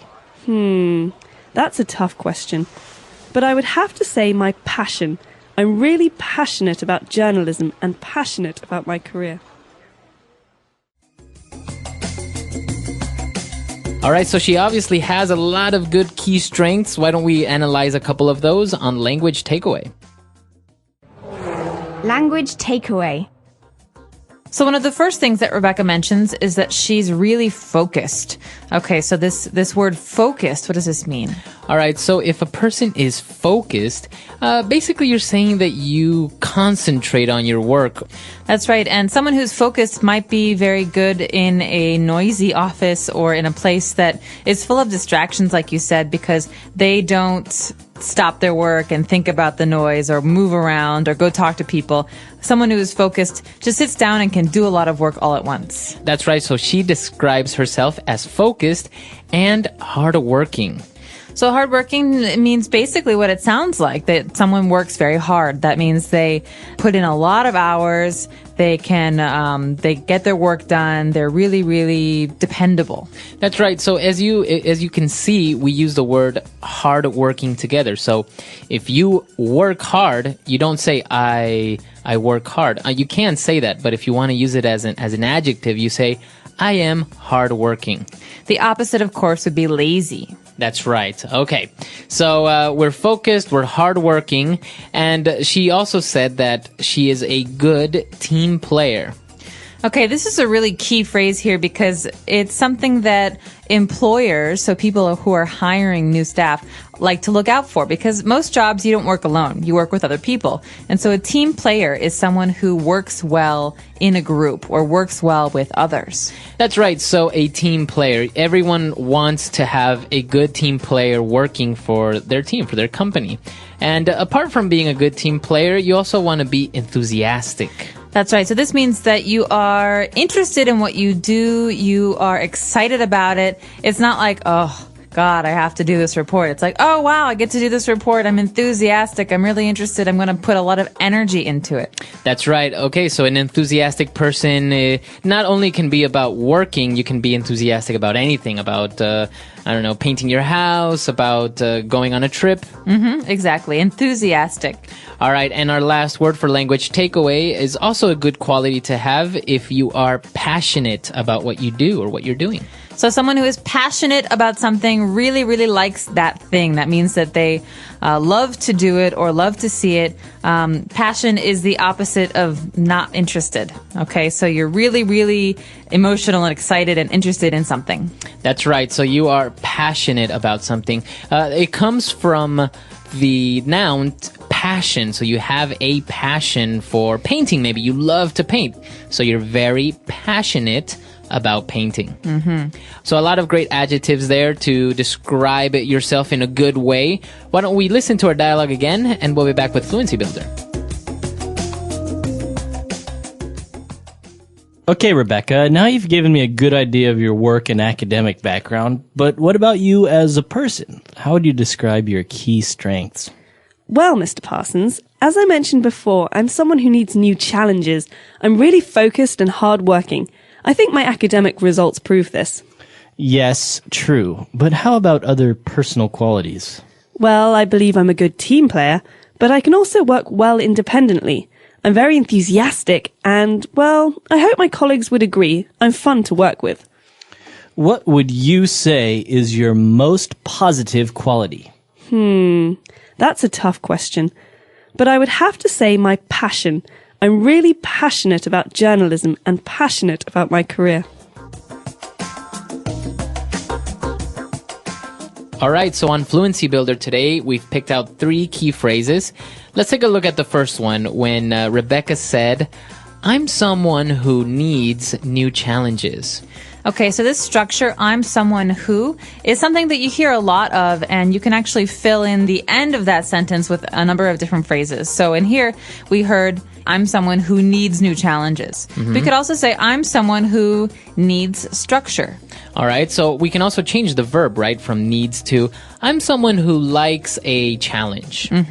Or maybe Tracy is someone who requires a lot of attention. Right, so this is a way to introduce a characteristic of yourself. So you're telling people something about yourself. Okay, very good. So moving on, we also saw that Rebecca said that she is fun to work with. I'm fun to work with. Okay, so let's just treat this like a little fixed phrase. We say this about people all the time. He's fun to work with. She's fun to work with. Or this group is really fun to work with. They're all really fun to work with. So that means that it's not serious, that you really enjoy doing it. So it's a little fixed phrase that you can use to say that, you know, it's nice to work with Rebecca, or that she's very, you know, not serious, not a mean person. That's right. And finally, we have a phrase at the end. Rebecca here's a question she thinks is very difficult. She calls it a tough question. And so a tough question is something that is very hard to answer. That's right. She says, that's a tough question. So she's basically acknowledging the fact that the question is difficult, a tough question. Now we can combine this word tough with other things. That's right. You can say it's a tough situation. That means it's a hard situation to handle. You could also say he's having a tough time. That means that right now in his lives, there are many things that are difficult for him. And so tough means difficult or hard or unpleasant. Okay, very good. So a lot of good stuff coming from Rebecca, mentioning all the positive things about her. Why don't we listen to our dialogue one last time?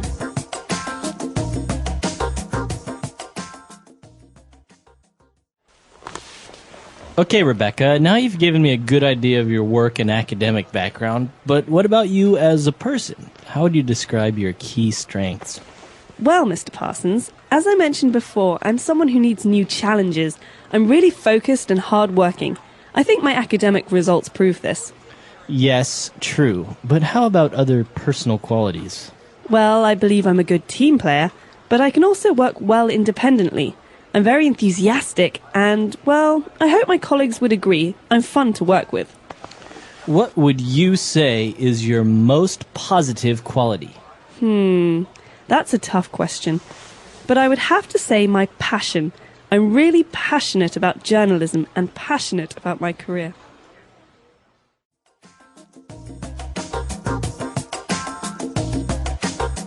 All right, so talking about key strengths, I think it's always difficult to talk about yourself and still sound a little bit humble, right? To not sound like arrogant, like saying I'm the best.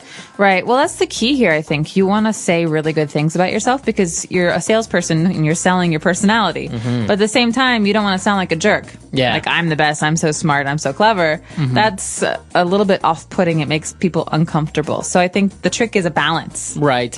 And I guess if you use words such as this, like, you know, I'm focused, I'm hardworking, I'm independent, I have a passion for this, it makes you sound like like you're a really good worker, but you're not arrogant. You're not saying, oh, well, I'm the best of what I do or something like that. Right. So you're basically saying these are my skills, but, obviously I'm not the only person who has these great skills. That's right. Okay, so that's all the time we have for today. Be sure to join us next week. We're also going to have kind of part 2 of this when we talk about our weaknesses. So this time we talked about our strengths. Then we'll talk about weaknesses. That's right. So we hope that you will check out our website, EnglishPod.com. If you have questions or comments, leave them there for us, and we'll be in touch very soon. All right. We'll see you guys there. Bye. Bye.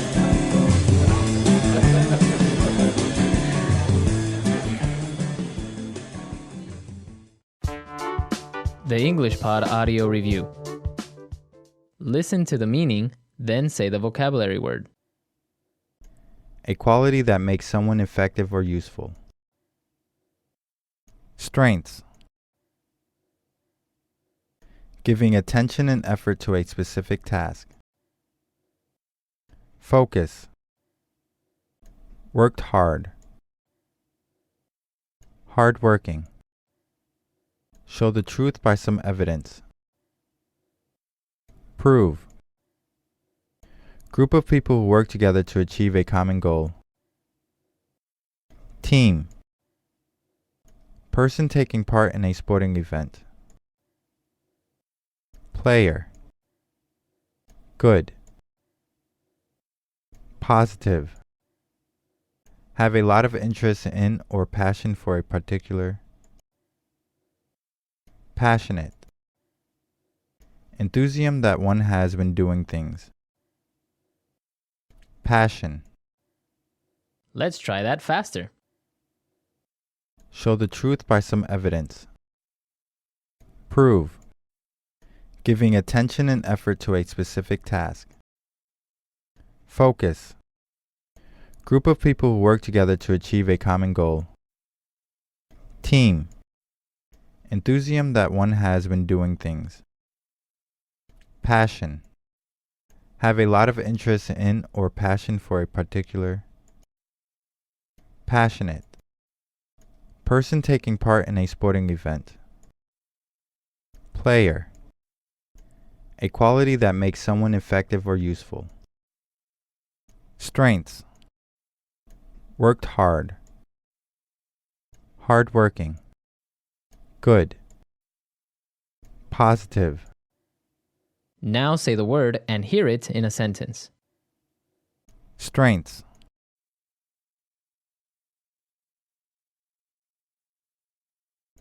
Many companies shifted strategies to focus more on their core strengths. Strengths.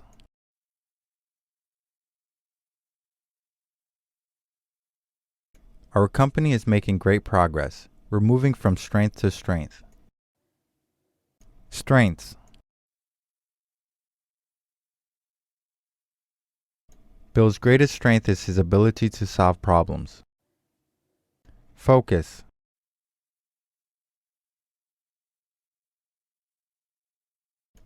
Everyone, please. I need you all focused on the work at hand. Focus.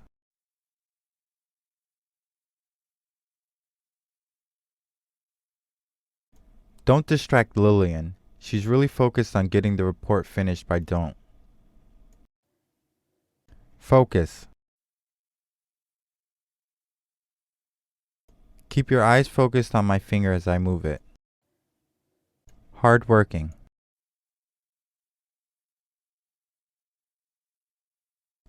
John makes up for his lack of experience by being hardworking. Hardworking. The HR department is looking for 2 hardworking engineers. Hardworking. Ants are extremely hardworking insects. Team.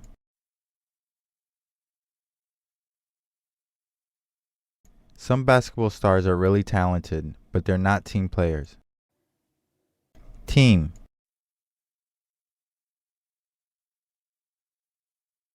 We need someone who can both work independently and be a good team player. Team.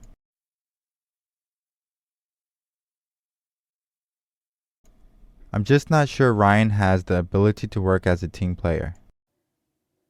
Passionate. Jane is really passionate about human rights issues. Passionate. How could anyone be passionate about accounting? Passionate. Their relationship was passionate but not long-lasting.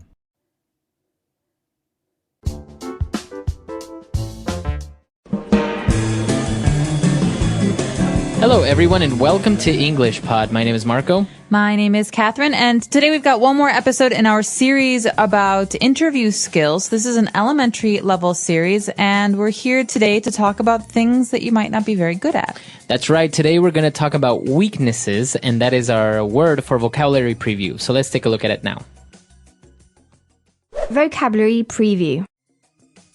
Okay, so what is a weakness? A weakness is a thing or an activity or something that you're just not very good at or something that you think you can improve. Okay, so obviously no one is perfect. And like we saw in the previous lesson, we have a lot of good things about ourselves, key strengths. And now we're going to talk about our weaknesses. Maybe you're a little bit lazy. That might be a weakness. That's right. So weakness is the opposite of strength, and that is the topic today. So let's take a listen to today's dialogue.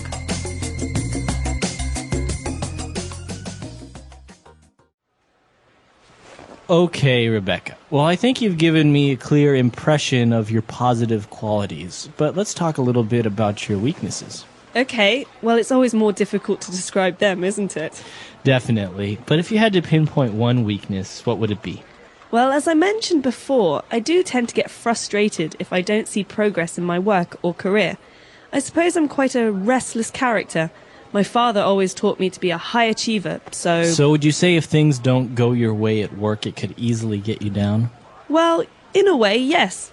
But I must say that even if I'm not completely happy in my work, I always give 110%. I would never shirk my responsibilities. I suppose sometimes I expect too much too soon. Well, you know, journalism is a highly competitive world, so you do need to keep pushing yourself, it's true. Okay, well, let's move on to talk about the job position here, shall we? Yes, please.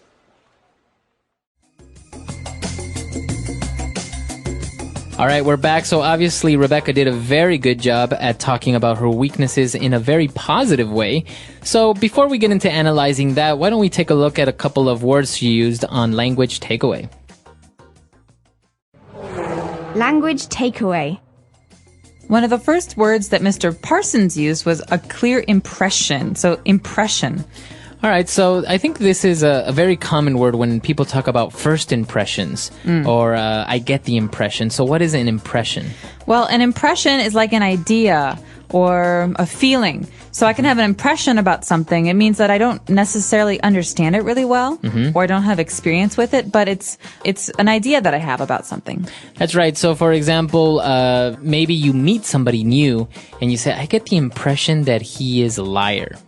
But maybe then you get to know him and he's not. So this is your idea about something or the way you feel about something. So in this case, Mr. Parsons has a clear impression of her positive qualities. That means that he has an idea or an understanding of the things that Rebecca is good at, but he wants to know more about her weaknesses. That's right. And Mr. Parsons asked her to try and pinpoint one of her weaknesses. So this word, to pinpoint. This is a great word. I'm not really sure where it comes from in English, but I think it's very visual. You can see what the word means.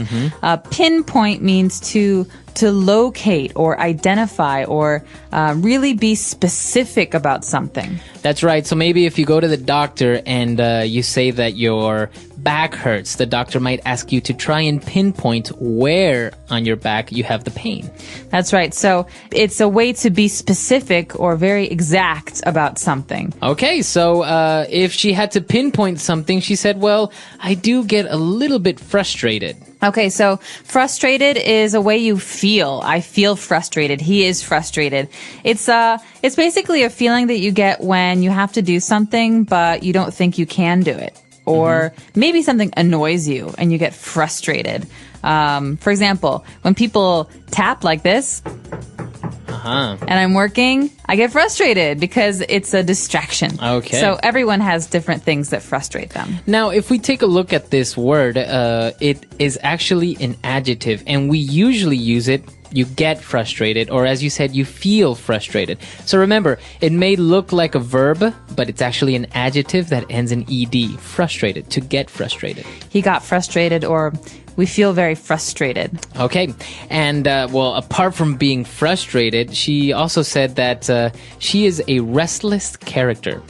Okay, so someone is restless if they don't like to stay in one place all the time. That means someone who wants to move around or to go places or to travel or to see new things is restless. That's right. So she has a restless character. That means she likes to move around. She doesn't like to stand still in one place. Maybe she gets bored very easily.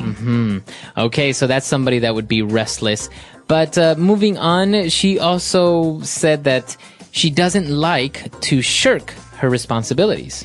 Okay, you often hear these words go together. So responsibilities are things that we need to do, right? Things that other people expect us to do. To shirk a responsibility means to not do something that you're supposed to do. It means to avoid responsibility or to push it away. Okay, so it's a verb, to shirk your responsibilities. You shouldn't shirk your responsibilities. That's right. All right, so a lot of interesting key words there. Why don't we listen to the dialogue again, and we'll be back with Fluency Builder. Okay, Rebecca. Well, I think you've given me a clear impression of your positive qualities, but let's talk a little bit about your weaknesses. Okay, well, it's always more difficult to describe them, isn't it? Definitely. But if you had to pinpoint one weakness, what would it be? Well, as I mentioned before, I do tend to get frustrated if I don't see progress in my work or career. I suppose I'm quite a restless character. My father always taught me to be a high achiever, so... So would you say if things don't go your way at work, it could easily get you down? Well, in a way, yes. But I must say that even if I'm not completely happy in my work, I always give 110%. I would never shirk my responsibilities. I suppose sometimes I expect too much too soon. Well, you know, journalism is a highly competitive world, so you do need to keep pushing yourself, it's true. Okay, well, let's move on to talk about the job position here, shall we? Yes, please.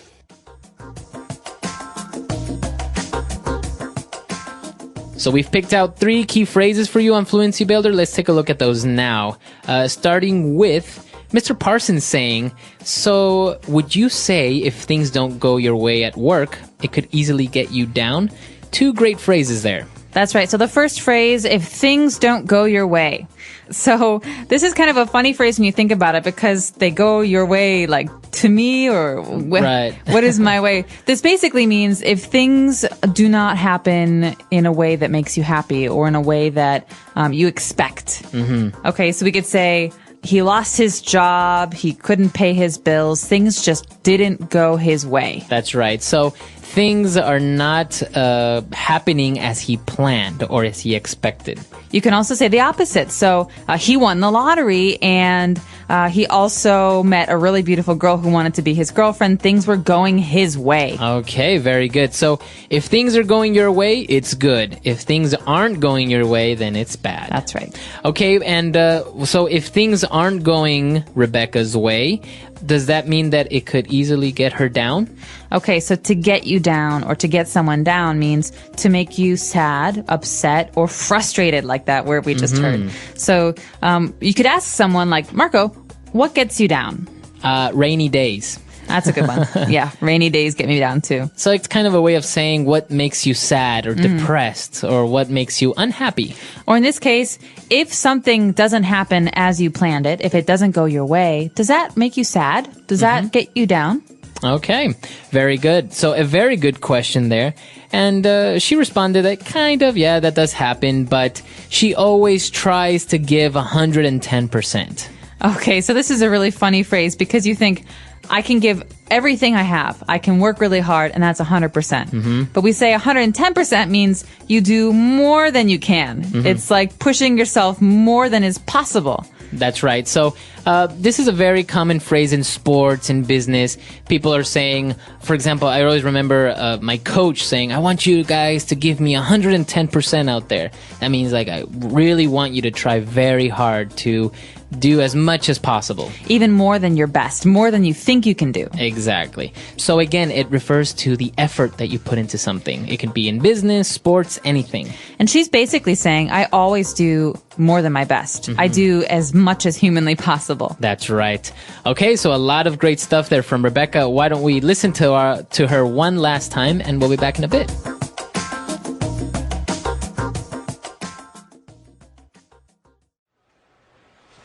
Okay, Rebecca. Well, I think you've given me a clear impression of your positive qualities, but let's talk a little bit about your weaknesses.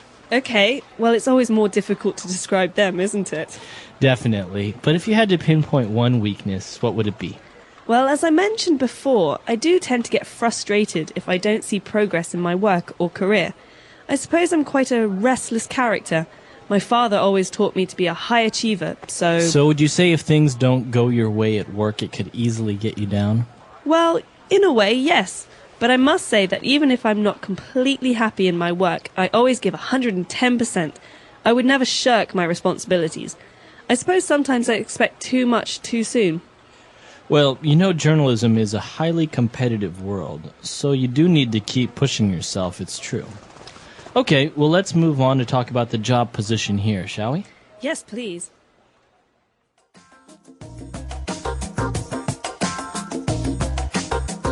All right, so talking about weaknesses, I think one of the common mistakes when people talk about weaknesses is they say they work too much, and everyone says you should never say that in an interview. Yeah, I think it's a bad way to talk about yourself, because a boss or an employer really wants to hear a real weakness. And I work too hard is a way of saying, ugh, I have no weaknesses. I'm actually really, really perfect.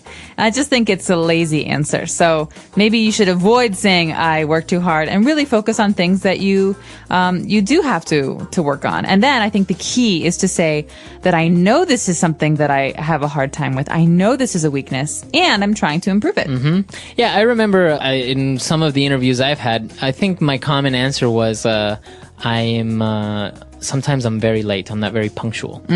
So, but you know, it's a real weakness, and well, it may seem like difficult, but then you give it a little spin by saying, yeah, I'm sometimes not very punctual, but then I try to make up for it, maybe staying more time at the office, or sometimes I try to wake up a little bit earlier and make it on time. I don't know, something like that. Right. So the key there is just to show that you know it's a problem and that you're trying to work on it. Yeah. So this is actually the hardest part for me of an interview, talking about yourself in a negative way, because obviously you want to get the job, so you want to make sure that the employer has a good idea of yourself, but it's hard. I think it's the hardest part for everyone. Yeah. I don't think it's just you. Yeah, it's hard. So this is an interesting topic. Why don't you practice and come to our website, englishpod.com, and on our comments section, why don't you tell us what your weaknesses are? That's right. We hope to hear from you. Of course, you can also share with us your strengths on our lesson about strengths. But in this one, I recommend everyone practice this because it will come up at some point, and it's good to get the practice in. So englishpod.com. We hope to see you there. All right, guys. Bye. Bye.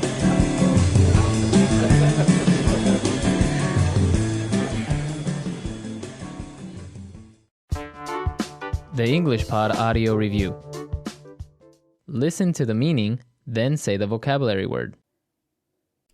A personal defect or failing.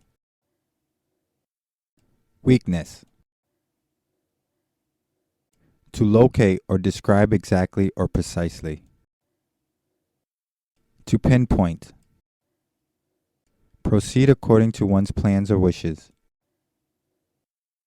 Go someone's way. To exhaust, discourage, or depress someone. Get someone down. To avoid or neglect. To shirk. The feelings one has after a specific event. Impression. Upset. Frustrated. Let's try that faster. To avoid or neglect. To shirk. To locate or describe exactly or precisely. To pinpoint. A personal defect or failing. Weakness. Upset. Frustrated.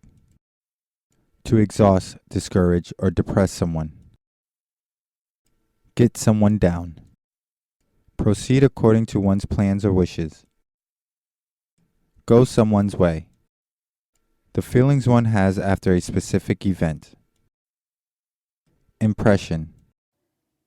Now say the word and hear it in a sentence. Weakness. I have a weakness for chocolate. Weakness. Let's discuss the program's strengths and weaknesses. Weakness. Impatience is a weakness that I'm working to overcome. To pinpoint. Can the tech team pinpoint exactly where the problem lies? To pinpoint.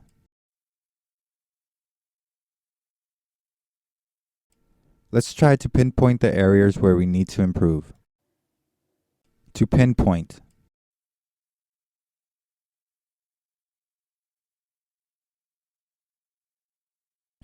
I need to prioritize my to-do list. Would you help me pinpoint the items that are the most important? Go someone's way.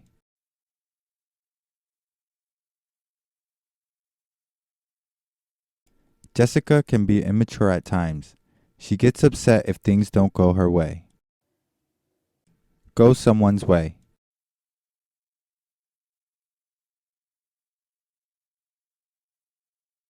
Your alarm didn't go off and your taxi got in an accident. Things just aren't going your way this morning. Go someone's way. I'm so frustrated. Nothing is going my way. Get someone down.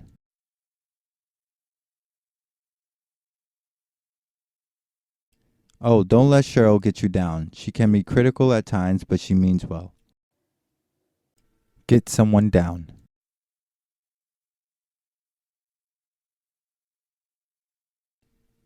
Man, this weather is so gloomy. It's really getting me down.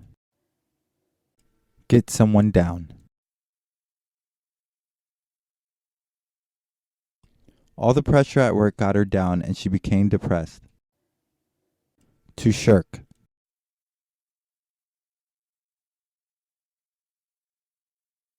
Derek does as little work as possible and often shirks his responsibilities. To shirk.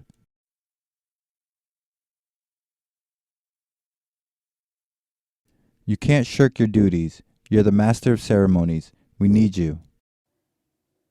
To shirk.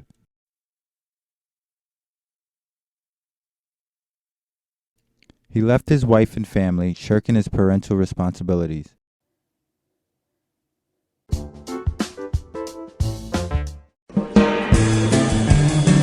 Hello, English learners, and welcome to English Pod. My name is Marco. Hi, everyone. My name is Catherine, and today we have another episode of our interview series lessons. That's right. Today we're taking a look at a very important aspect of an interview.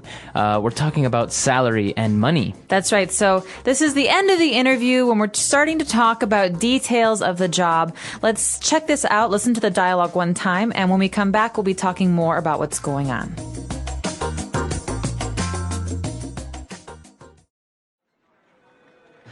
Okay, well, I'm sure you have a number of questions to ask me regarding the position.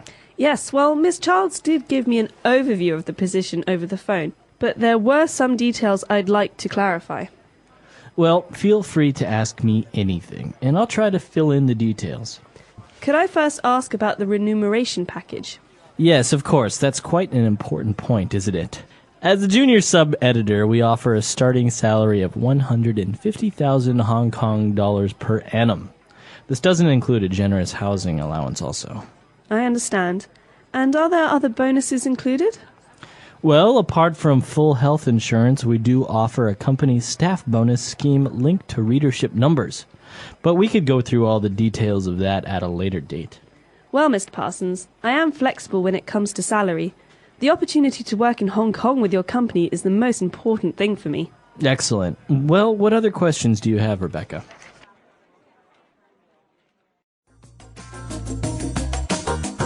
All right, we're back, so let's take a look at a couple of words and phrases on language takeaway. Language takeaway. Okay, so this first phrase is a set phrase. That means these words often go together. The phrase is remuneration package. That's right, a remuneration package. Rebecca said, could I first ask about the remuneration package? So what's an easier way to say this, Marco? I guess basically the salary. That's right. But a package means that it's not just money, it's also some of the benefits or the bonuses. So this is a way to describe how a person is paid in general. That's right. So the remuneration package that Rebecca is being offered, Mr. Parsons said that she would get a starting salary of $150,000 per annum. Okay, so this phrase, starting salary, is another fixed phrase. We have a lot of these today. That means these two words go together, starting salary. So salary is easy. It's the amount of money you make either per month or per week or per year. Mm-hmm. But what is a starting salary? How is that different? Well, basically, that's the money that you would start earning in the company. But obviously, with time, it could change and you can get more money. So this means that you will start making this much money, but it's possible that in the future you will make more. This is the starting salary. That's right. And well, of course, as we said, it's $150,000 Hong Kong dollars per annum. So now we're specifying how often you're getting this money per annum. So if it were per month, this might be a lot of money. That's right. But this is how much money she will earn per year, per annum. This comes from Latin. Mm-hmm, that's right. So per year. So this is the remuneration package. She's getting, not only is she getting $150,000 per annum, she's also getting a housing allowance. Okay, so many of us had allowances when we were children. This means the money that your parents gave you each week, $5 or $10. Mm-hmm. Well, a housing allowance is a little bit different. It means the money that your company gives you per month or per year to pay for your apartment or your house. That's right. So obviously the company is saying that, look, we're going to give you a certain amount of money for you to pay for your house. You don't have to really pay for your house. We'll pay for it. So basically, it's a benefit. It's a part of this remuneration package. You get a salary and you get money for your house. It's a pretty nice deal. That's right. And well, also she's getting health insurance, and she is also being offered a company staff bonus scheme. Okay, bonus scheme. A bonus is something extra. Mm-hmm. It's on top of what you normally get. But a bonus scheme indicates that the bonus changes according to how well you do. That's right. So obviously he's specifying that the bonus scheme is linked to readership numbers. So let's say, for example, Marco sells newspapers. Marco, you sell on a good week 100 newspapers. Mm-hmm. If you sell 150, you get a bonus of $10. That's right. But if you sell 200 newspapers, you get a bonus of $50. That's right. This is a scheme. The numbers change. Very good. So all of this that we've just talked about, to be clear, is our remuneration package. We're talking about a salary. We're talking about a housing allowance, health insurance, and even a bonus scheme. So a package can include these things and much, much more. CEOs get bigger remuneration packages. They do. And if you have children, sometimes a part of your package is education costs for your children, or a car, or computers, things like that. That's right. So a lot of great stuff there, talking about salaries and, well, a little bit of negotiating it. Why don't we go back, listen to the dialogue again, and we'll be back in a bit.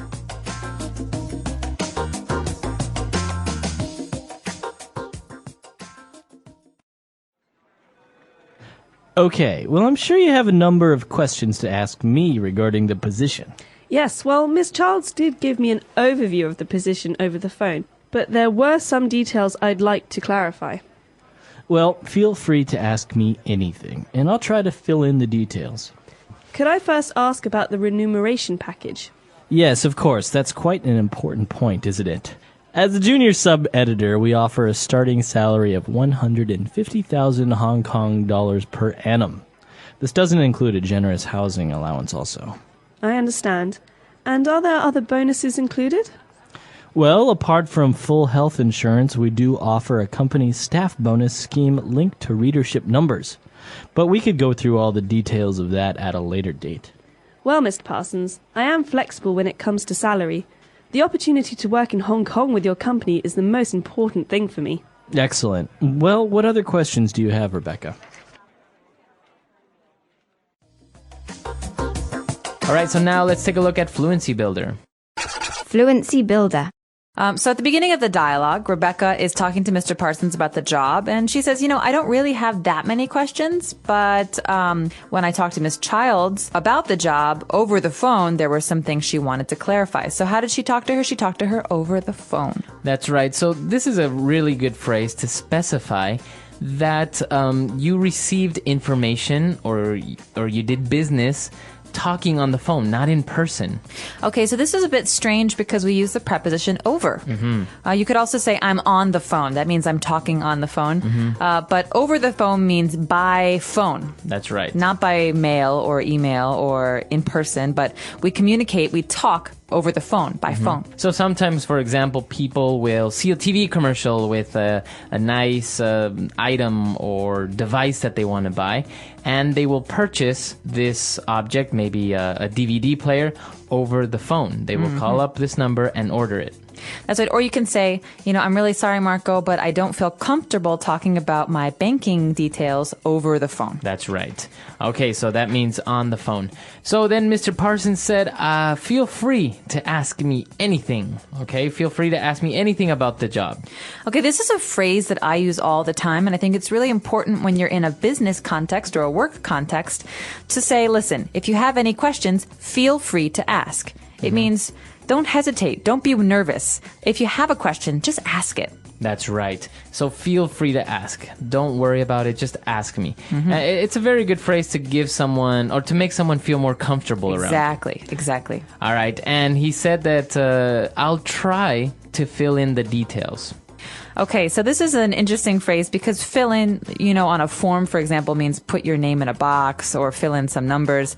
But here, the details, we think maybe I don't know what the details are. So to fill them in means to fill in gaps or some blanks. So I don't know all the details. Please tell me the information so that I will know them. That's right. So what he's basically saying is, I know that you have an idea or a general overview of how things are, but if you ask me, I can tell you more specific things. That's fill in the details. Or for example, we're going to a party on Saturday night, but I don't know where the party is yet. How about on Friday, I call you to fill you in on the details. Very good. Okay, so those are the phrases that we've prepared for you today. I think we've taken a look at a lot of great vocab. Why don't we listen to the dialogue one last time, and we'll be back to talk to you a little bit more.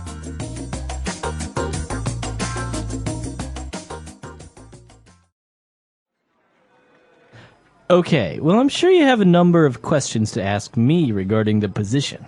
Yes, well, Miss Childs did give me an overview of the position over the phone, but there were some details I'd like to clarify.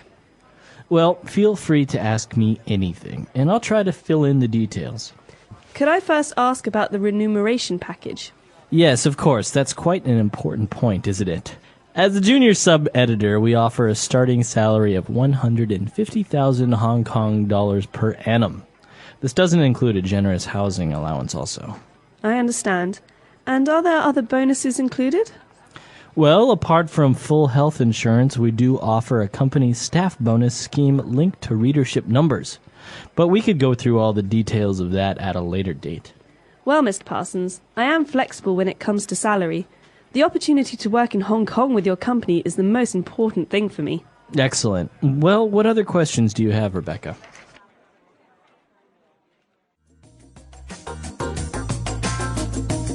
All right, so talking about salaries and remuneration packages. Now, is this a common word to talk about remuneration?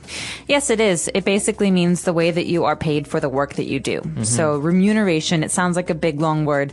But in America, I think we also just talk about salary or compensation. Compensation packages. Okay, so now when we talk about remuneration, we don't necessarily always talk about money, like in this case, right? We can receive other benefits.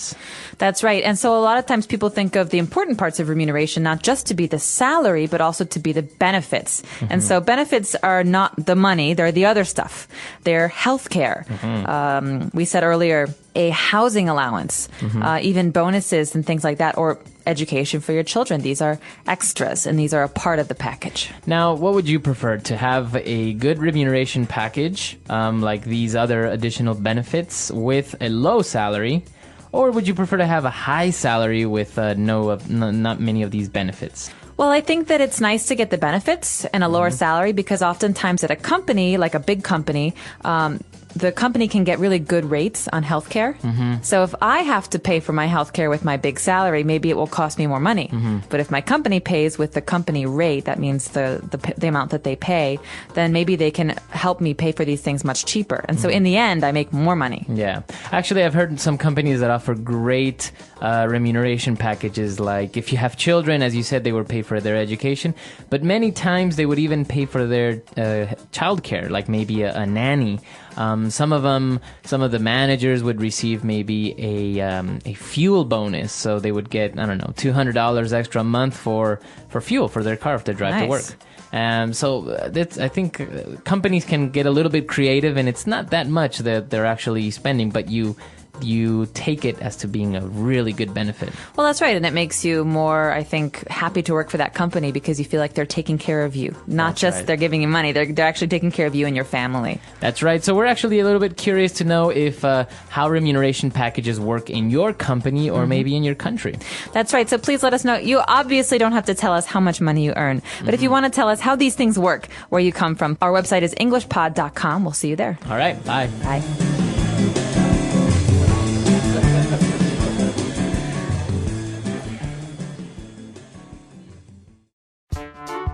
The English Pod Audio Review. Listen to the meaning, then say the vocabulary word. Money and benefits given to someone for the work. Remuneration package. Each year. Per annum. Money that a company provides for rent of a house. Housing allowance. Able to change or to do different things. Flexible. To study or look at something in a careful way. Go through. Let's try that faster. To study or look at something in a careful way. Go through. Each year. Per annum. Able to change or to do different things. Flexible. Money and benefits given to someone for the work. Remuneration package. Money that a company provides for rent of a house. Housing allowance. Now say the word and hear it in a sentence. Housing allowance.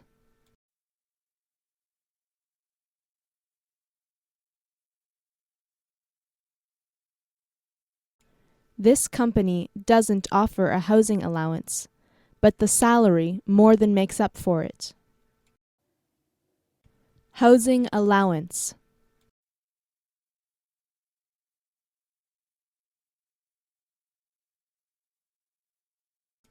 MNCs don't usually offer housing allowance to employees hired locally. Housing allowance.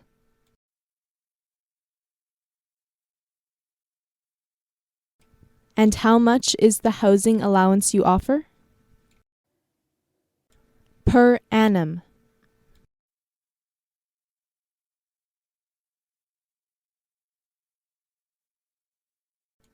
Molly from HR will have to explain our bonus scheme to you. Per annum.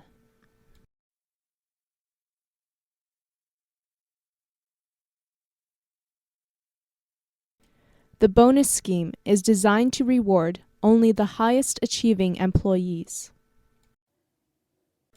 Per annum.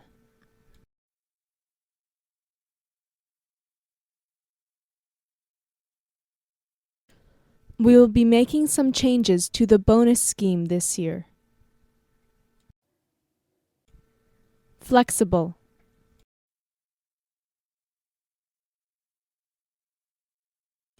I have a flexible working schedule.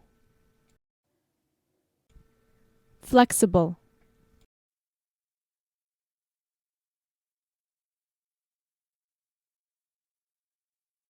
I'm afraid the company is really not flexible when it comes to working hours. Flexible.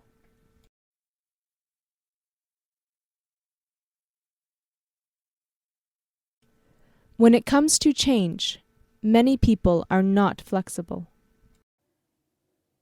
Go through.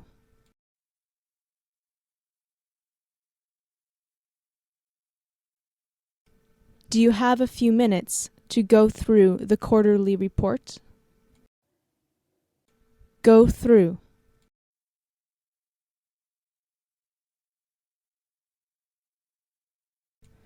I'll ask Angela to go through the new company policy with us. Go through.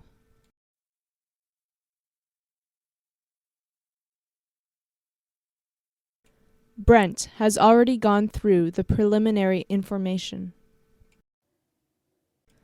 Remuneration package.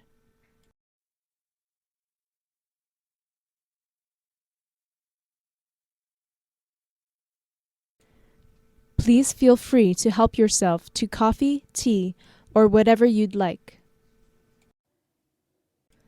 Remuneration package.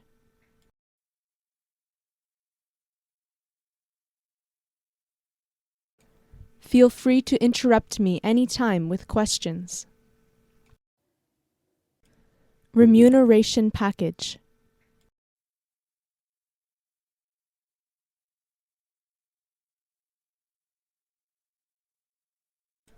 I wish I felt free to speak with my boss on this matter, but I don't know how she'd react.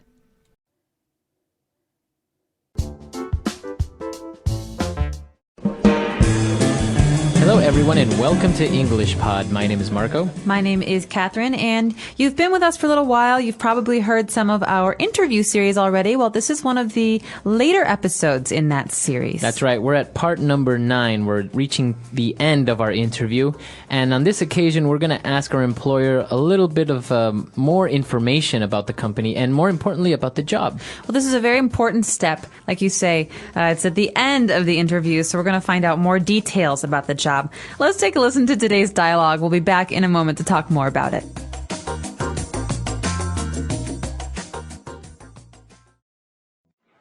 Could you tell me a little about the organisation? For example, how big is your office here? Well, in total we have around 150 employees based in Hong Kong, with another 400 in our head office in Beijing. The news desk staff in Hong Kong has around 80 staff. I see. And how about the working hours? Well, as you know, Rebecca, in journalism, work hours are not exactly 9 to 5. You could be on call at any time, but we do have to work very unsociable hours at times. Well, I'm used to that, Mr. Parsons, so that's not really a shock for me. Good, as long as you understand that. And when do you need to fill the vacancy, Mr. Parsons? Yesterday, but no. We are hoping to start from the beginning of next month.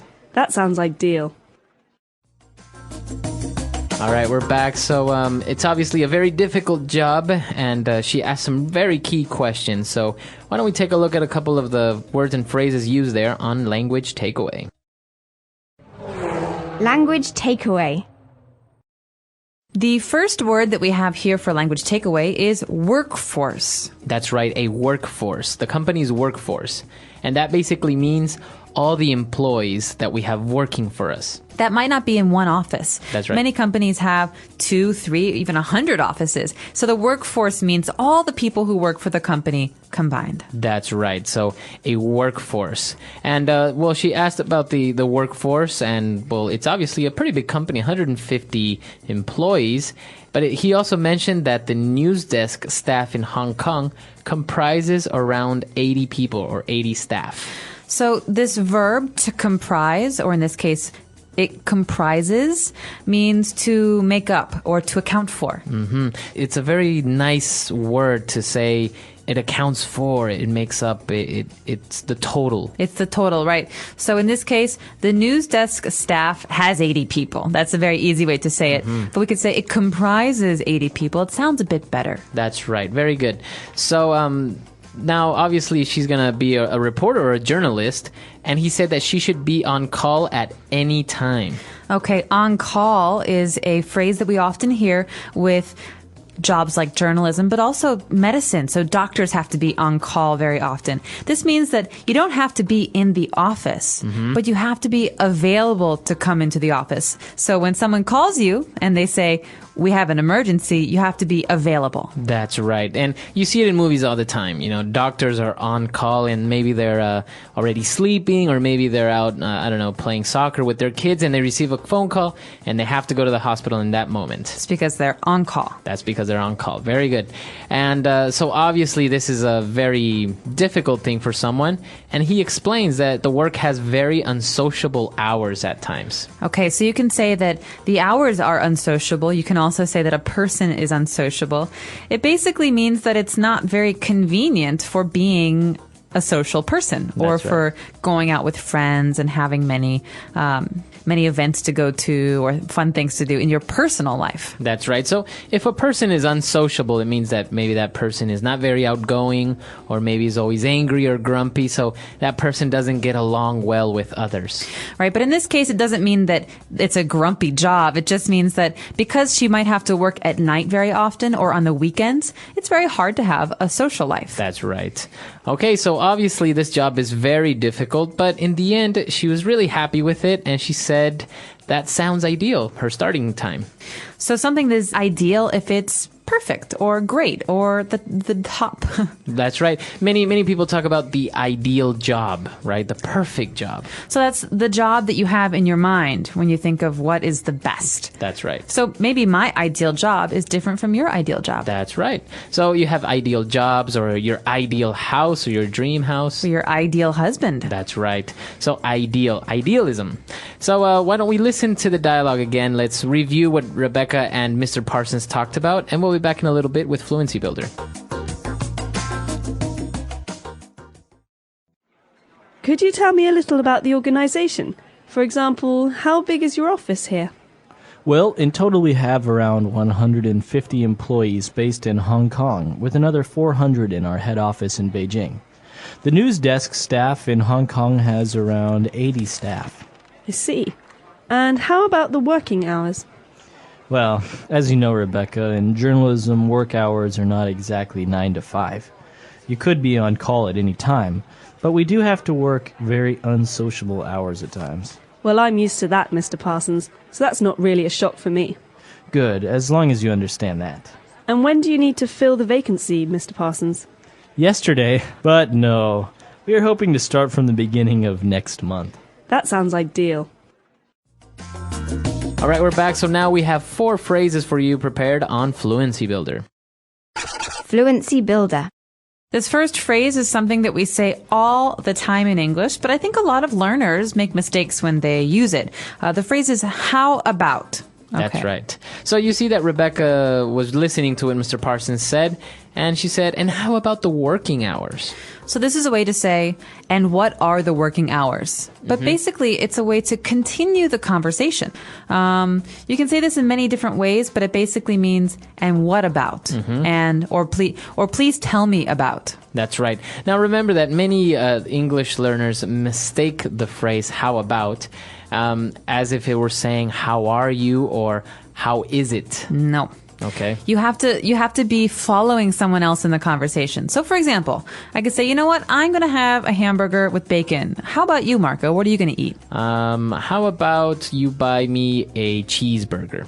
Okay, so this is basically a way of saying, okay, well, maybe I'll have a cheeseburger, or what are you going to have? So now it's important to say, don't ever make this question. Don't ever ask, how about your weekend? No. How was your weekend? That's right.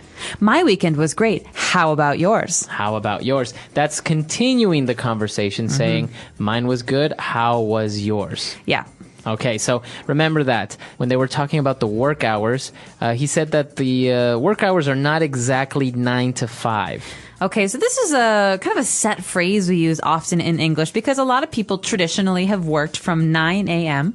to 5 p.m. They have a break at lunch, then they go home. That's right. So this is a kind of measure for, this is a way to describe traditional working hours. That's or right. Traditional jobs. So you can say, yeah, I have a really nice 9 to 5 job. You could say, I really don't want to work a 9 to 5 job. That's right. So you don't want a traditional job where you're working from 9 to 5. Right. Most people, I think, work a little bit longer than that, but this is just a way of saying a traditional job. That's right.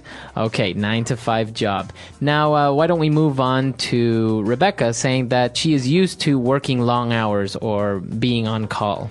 Right, so this construction, to be used to, I'm used to doing this, is a way to say that I already do this. This is my experience. Or I have the habit of working unusual hours. That's right. So maybe, for example, you live in a very noisy area in your neighborhood, and somebody comes and visits you and they can't sleep because it's so noisy.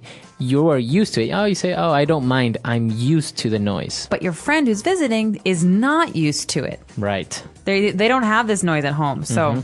That's what happens, and it can't sleep. So when you are used to something, you have the habit or you're accustomed to it. That's right. Okay. And what about our last phrase? Our last phrase comes at the end, and Rebecca is talking about the start date for this job. She wants to know, when do you need to fill the vacancy? Okay, to fill the vacancy. Now, we have this word vacancy, and that means that it's available, right? That's right. So vacancy is an available thing. It could be a vacant place. Like an apartment. Like an apartment. Or in this case, a vacancy in a company. That means a job that is available. That's right. So she is asking when she can fill the vacancy. So we use the verb fill, to fill a vacancy. And this sounds a lot better than saying, hey, when do I start working here?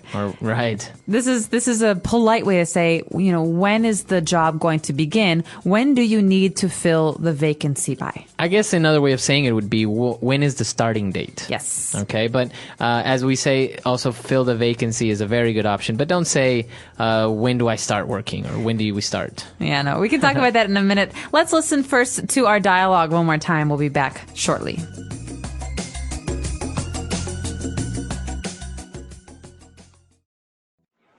Could you tell me a little about the organisation? For example, how big is your office here? Well, in total we have around 150 employees based in Hong Kong, with another 400 in our head office in Beijing. The news desk staff in Hong Kong has around 80 staff. I see. And how about the working hours? Well, as you know, Rebecca, in journalism, work hours are not exactly 9 to 5. You could be on call at any time, but we do have to work very unsociable hours at times. Well, I'm used to that, Mr. Parsons, so that's not really a shock for me. Good, as long as you understand that. And when do you need to fill the vacancy, Mr. Parsons? Yesterday, but no. We are hoping to start from the beginning of next month. That sounds ideal. So talking about working hours, being on call or unsociable working hours, have you ever had a job where you've had to work maybe through the night? Yes, I used to work in a movie theater when I was in college. I had a day job too, so it was kind of a mess. I was very unsociable. But I worked at a movie theater, and I would start working at 6 p.m. Or 5 p.m., and I would work until 2 or 3 a.m. And so it was always busiest on Friday and Saturday. And so I could never go out with my friends. Right. So while everyone was partying, you were at the movie theater. Exactly. Or they would come to the movies and I would sneak in and bring them popcorn. So these unusual working hours, it's very interesting because usually, although it is a little bit more of a sacrifice, they usually pay a little bit better, right? They do, and there are some advantages. It means that you get to sleep in really late. Right. You know, you don't have to wake up early. And you have the day off, like the entire day to do something. Exactly. So what about you? Have you ever worked unusual hours? Yes. I used to work for a newspaper, and obviously people like their newspaper in the mornings.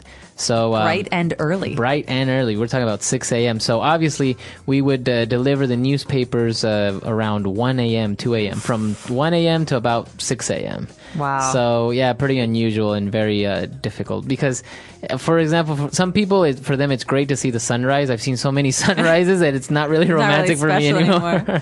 We would call you a night owl, someone who's more awake at night. That's right, and I still am.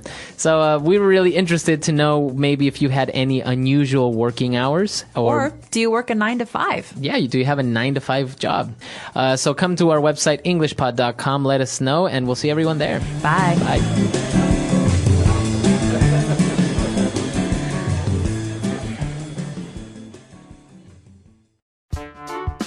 The English Pod Audio Review. Listen to the meaning, then say the vocabulary word. What do you think? How about? Employees. Staff. Accustomed or habituated to. Used to.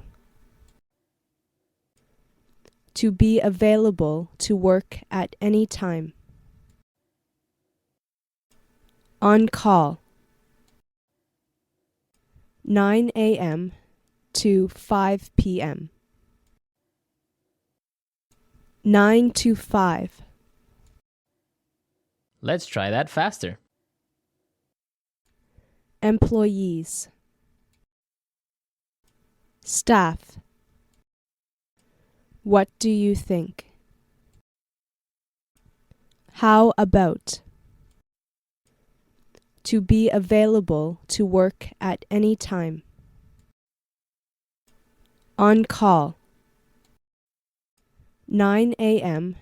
to 5 p.m. 9 to 5. Accustomed or habituated to. Used to. Now say the word and hear it in a sentence. 9 to 5.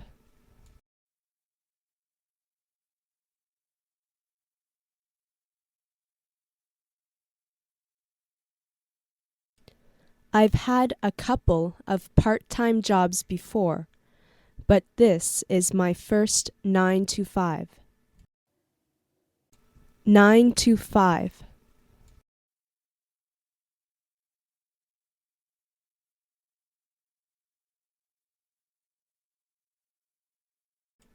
Nurses often work odd hours. It's not a 9 to 5 kind of job. 9 to 5.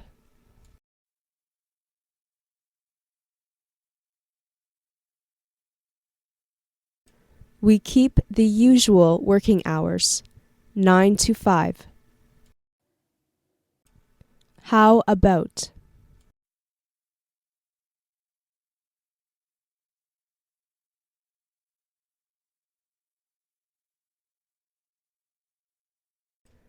I know the shrimp dumplings are tasty here, but how about this restaurant's barbecue pork buns? How about?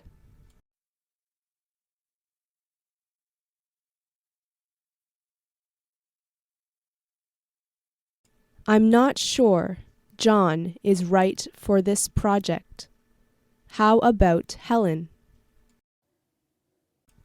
How about?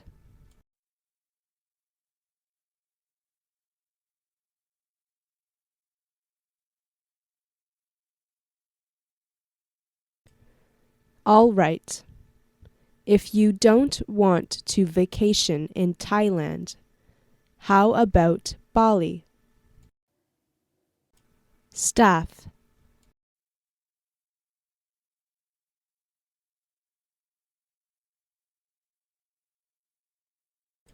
I think we should add 3 more staff members to our sales team. Staff.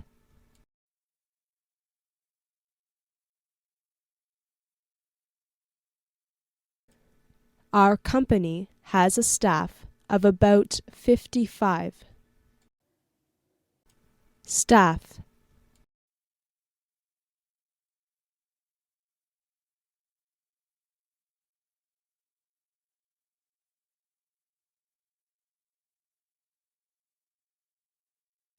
The staffs of both Mercyhurst College and the University of Yunnan must cooperate fully for this plan to work.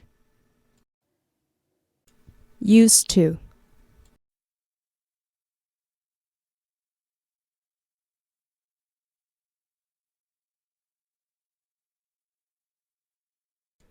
Beijing seemed really crowded to me when I first moved here, but now I'm used to it. Used to.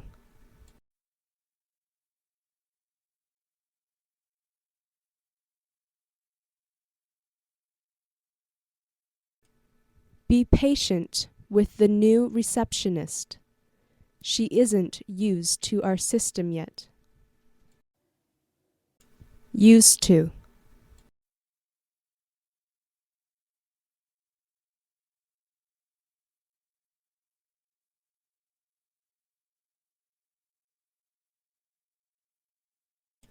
I used to drive my car to work every day, but now that I live in China, I'm not used to commuting like that anymore. On call.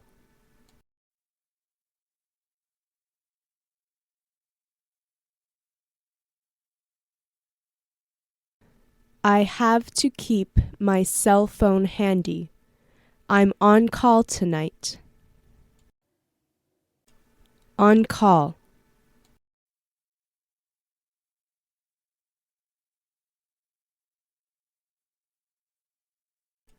Some doctors and nurses are on call around the clock. On call.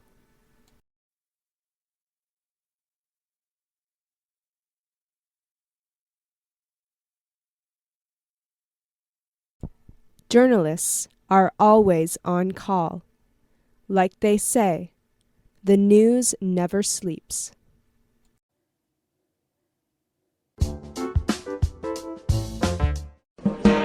Hello, everyone, and welcome to English Pod. My name is Marco. My name is Catherine, and if you've been following along with us recently, you'll know that we have a series about interviewing in English. And so today we have the very last episode of that series. That's right. Today is the last part of our interview series, and we're basically just saying goodbye and doing some other things when you're leaving an interview. It's very important, the things that you say.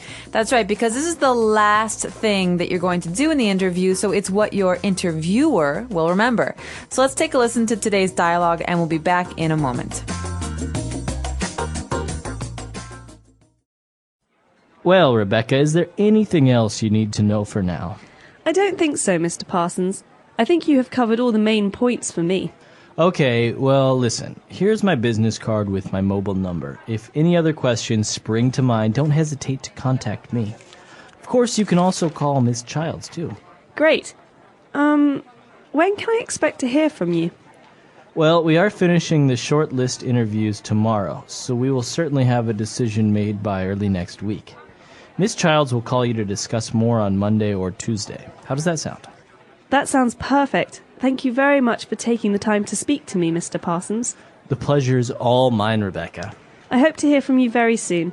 Absolutely. Thanks for coming, Rebecca. Goodbye. All right, great. So really good things from Rebecca. She said some very interesting things, key things there. So why don't we take a look at those on Language Takeaway? Language takeaway. At the beginning of the end of the interview, Rebecca says, listen, I think you have covered all the main points for me. So this is after Mr. Parsons asks her if she has questions. And this word, covered, is very important. That's right. So if we talk about cover, to cover the main points or to cover a topic, it means to discuss it thoroughly or to have it finished. Right. So if I still have questions, we have not covered everything. But if I did ask all of the questions that I have, then we've covered everything. So the verb here is to cover. That's right. Okay, and Mr. Parsons says, well, you know what? Here's my business card with my mobile number. So this word business card, key element of any interview or any business situation. As you say, a key part of any business interaction. So a business card is a very small card, usually thick, and it has a person's name, job, phone number, and sometimes email address now on the card. So the information can change, but it's a contact card, basically, for one person. That's right. So this is very important to have around, especially in situations like this. Okay, and moving on, he also told her that if she has any other questions, to not hesitate and to contact him. This is a very common phrase. Don't hesitate to contact me, or don't hesitate to ask. That's right. So to hesitate means to be nervous about something or to maybe not do it because you're uncomfortable. So, you know, Marco, I want to ask you something, but I'm not sure if I want to ask you. Maybe you'll be angry or... So I'm hesitating. Right. Okay, the verb here is to hesitate. You have doubts. I have doubts. And so he says, don't hesitate to contact me. That means any questions, any issues, please call me. Okay, very good. And Mr. Parsons said that they are finishing the short list of interviews tomorrow. So what does it mean, a short list? Well, a short list is something we talk about during the interview process because the interviewer, so in this case, Mr. Parsons, will have a long list of people who want the job. And maybe after the first interview, he will cut the list down to a very small number of people, 10 or 15. And that is called the short list. So those are the people who did well on the first interview, but who maybe should come back for a second or third interview. That's right. Okay. Very good. So a lot of great things there. Why don't we take a break? Let's go back and listen to the dialogue. Let's see what Mr. Parsons and Rebecca said. And we'll be back with some really good phrases that you can close off an interview with.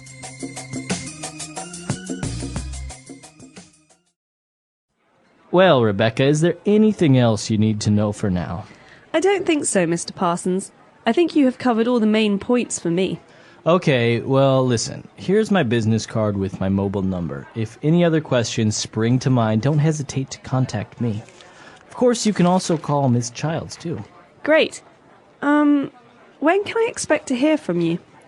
Well, we are finishing the short list interviews tomorrow, so we will certainly have a decision made by early next week. Miss Childs will call you to discuss more on Monday or Tuesday. How does that sound? That sounds perfect. Thank you very much for taking the time to speak to me, Mr. Parsons. The pleasure's all mine, Rebecca. I hope to hear from you very soon. Absolutely. Thanks for coming, Rebecca. Goodbye.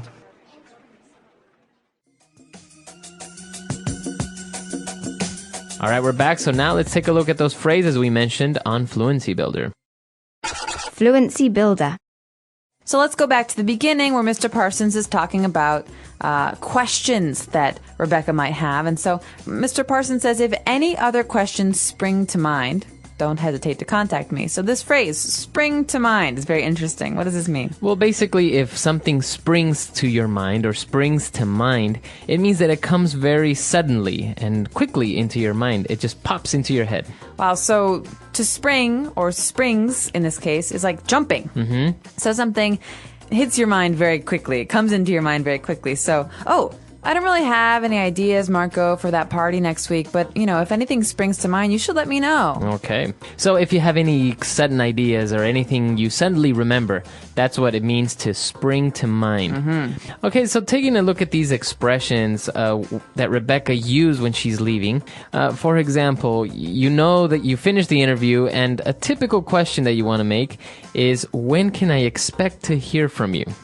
This is a great question at the end of an interview because it's basically a way of saying, listen, I'm interested in this job.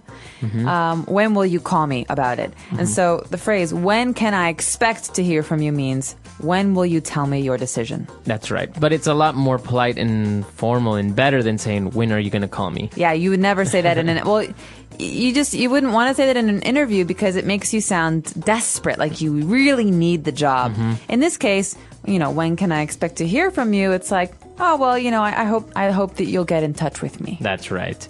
Okay. And well, he explained that they're shortlisting everything and that they will be in touch with her very soon. And she said, wow, that sounds perfect. Thank you very much for taking the time to speak to me. Okay, so this phrase, thank you very much for taking the time to speak to me, is very long. Mm-hmm. But you know what thank you very much means. The key here is for taking the time to do something. Now, what does this mean? What's another way we can use this? It's basically saying thank you so much for giving me an opportunity to talk to you. I know you're very busy and I know you don't have a lot of time. So thank you very much for taking the time to speak to me. Right, so you could even use this with a teacher at school. You have a question, your teacher is busy, but your teacher makes some time to meet with you. You say, hey, listen, professor, or listen, teacher, thank you so much for taking the time to speak to me. Mm-hmm. You're just demonstrating that you appreciate the effort and the time.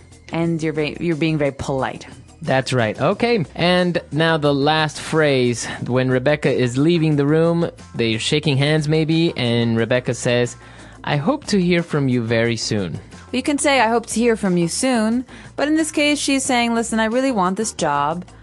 She doesn't want to say, call me tomorrow. She says, I hope to hear from you soon. I hope that this works out, that I get the job. Right. So she's basically demonstrating a lot of interest, saying, well, I really like the job and I really would like for you to call me and give me good news. So I hope to hear from you soon. Exactly. So let's listen to today's dialogue one more time, and we'll be back in a moment to talk a little bit more about how to end an interview.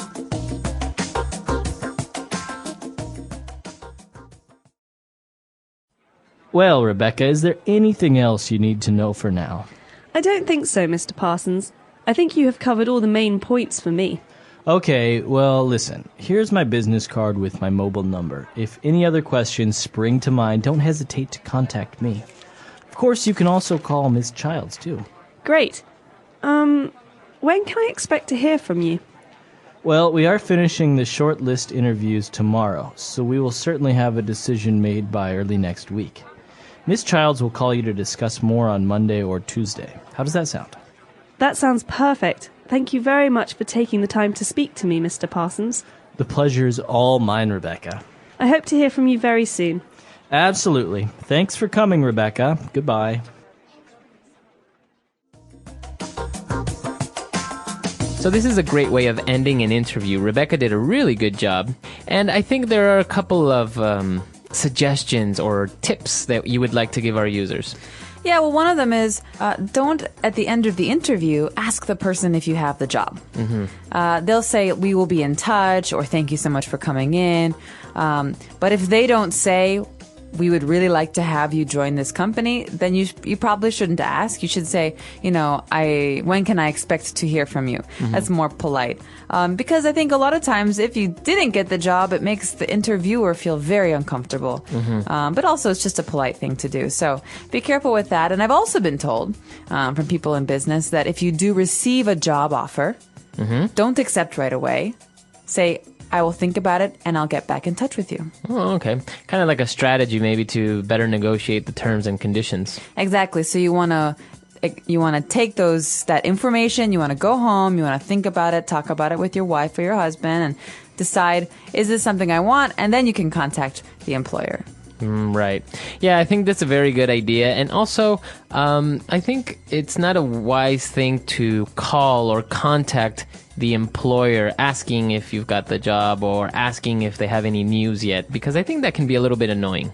But if they say, we will be in touch on Tuesday, and it's a week later and they never got back to you, send a follow-up. Of course. A follow-up is an email or a letter or even a phone call where you say, listen, I'm really glad I got to meet you today. I hope that we have the opportunity to work together in the future. Please be in touch.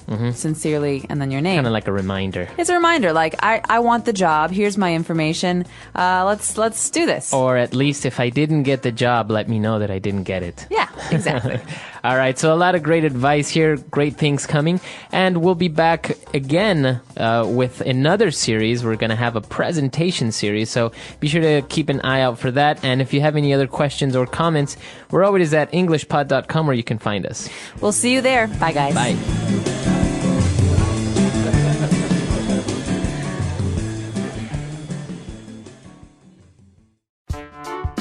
The English Pod Audio Review. Listen to the meaning, then say the vocabulary word. Be remembered. Comes to mind. Spring to mind. To stop before you do something. Hesitate. Think something will probably happen. Expect. List of people or items most likely to be chosen. Short list. Does that seem good to you? How does that sound? Let's try that faster. Think something will probably happen. Expect. Be remembered. Comes to mind. Spring to mind. To stop before you do something. Hesitate. Does that seem good to you? How does that sound? List of people or items most likely to be chosen. Short list. Now say the word and hear it in a sentence. Spring to mind.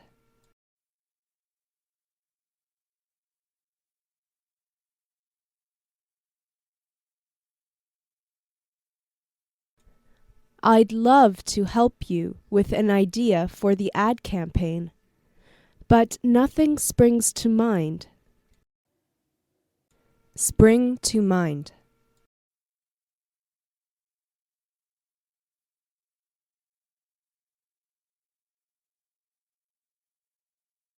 Now, this is a brainstorming session, so just call out whatever springs to mind.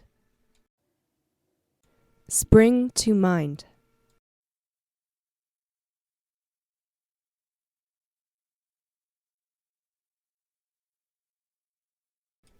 If any further comments or suggestions spring to mind, please do give me a call. Hesitate.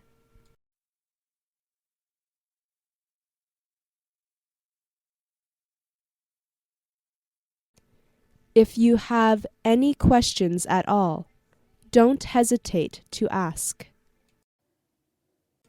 Hesitate.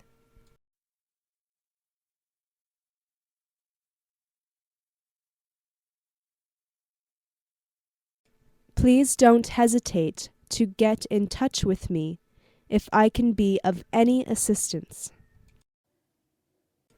Hesitate.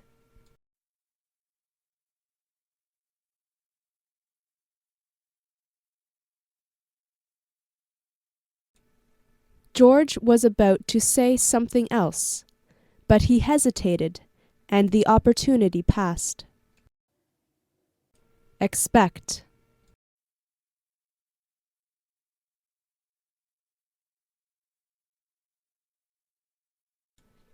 It was lovely to meet you, Sarah. When can we expect to see you again? expect,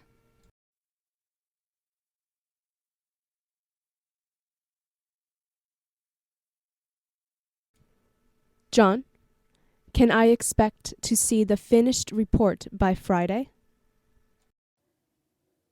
Expect,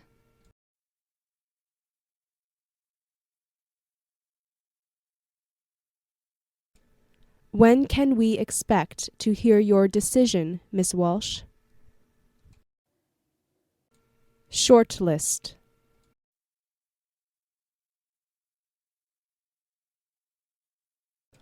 we've shortlisted 3 candidates for the position. Shortlist,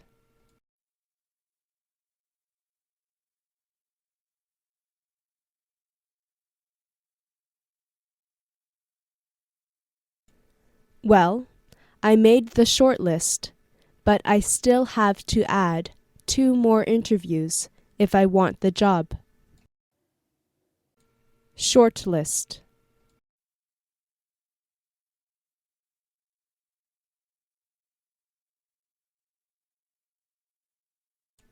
the Russian dancer was shortlisted for the role, but in the end, they chose someone else.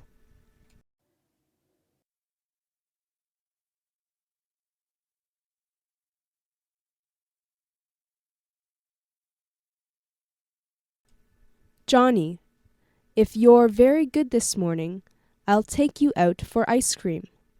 How does that sound?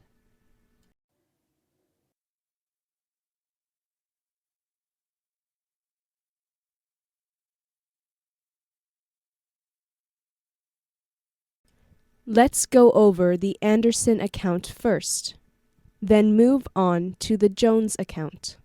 How does that sound?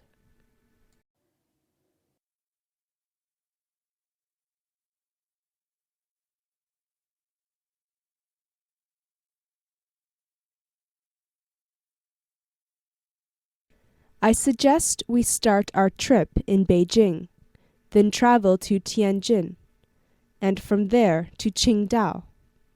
How does that sound to you?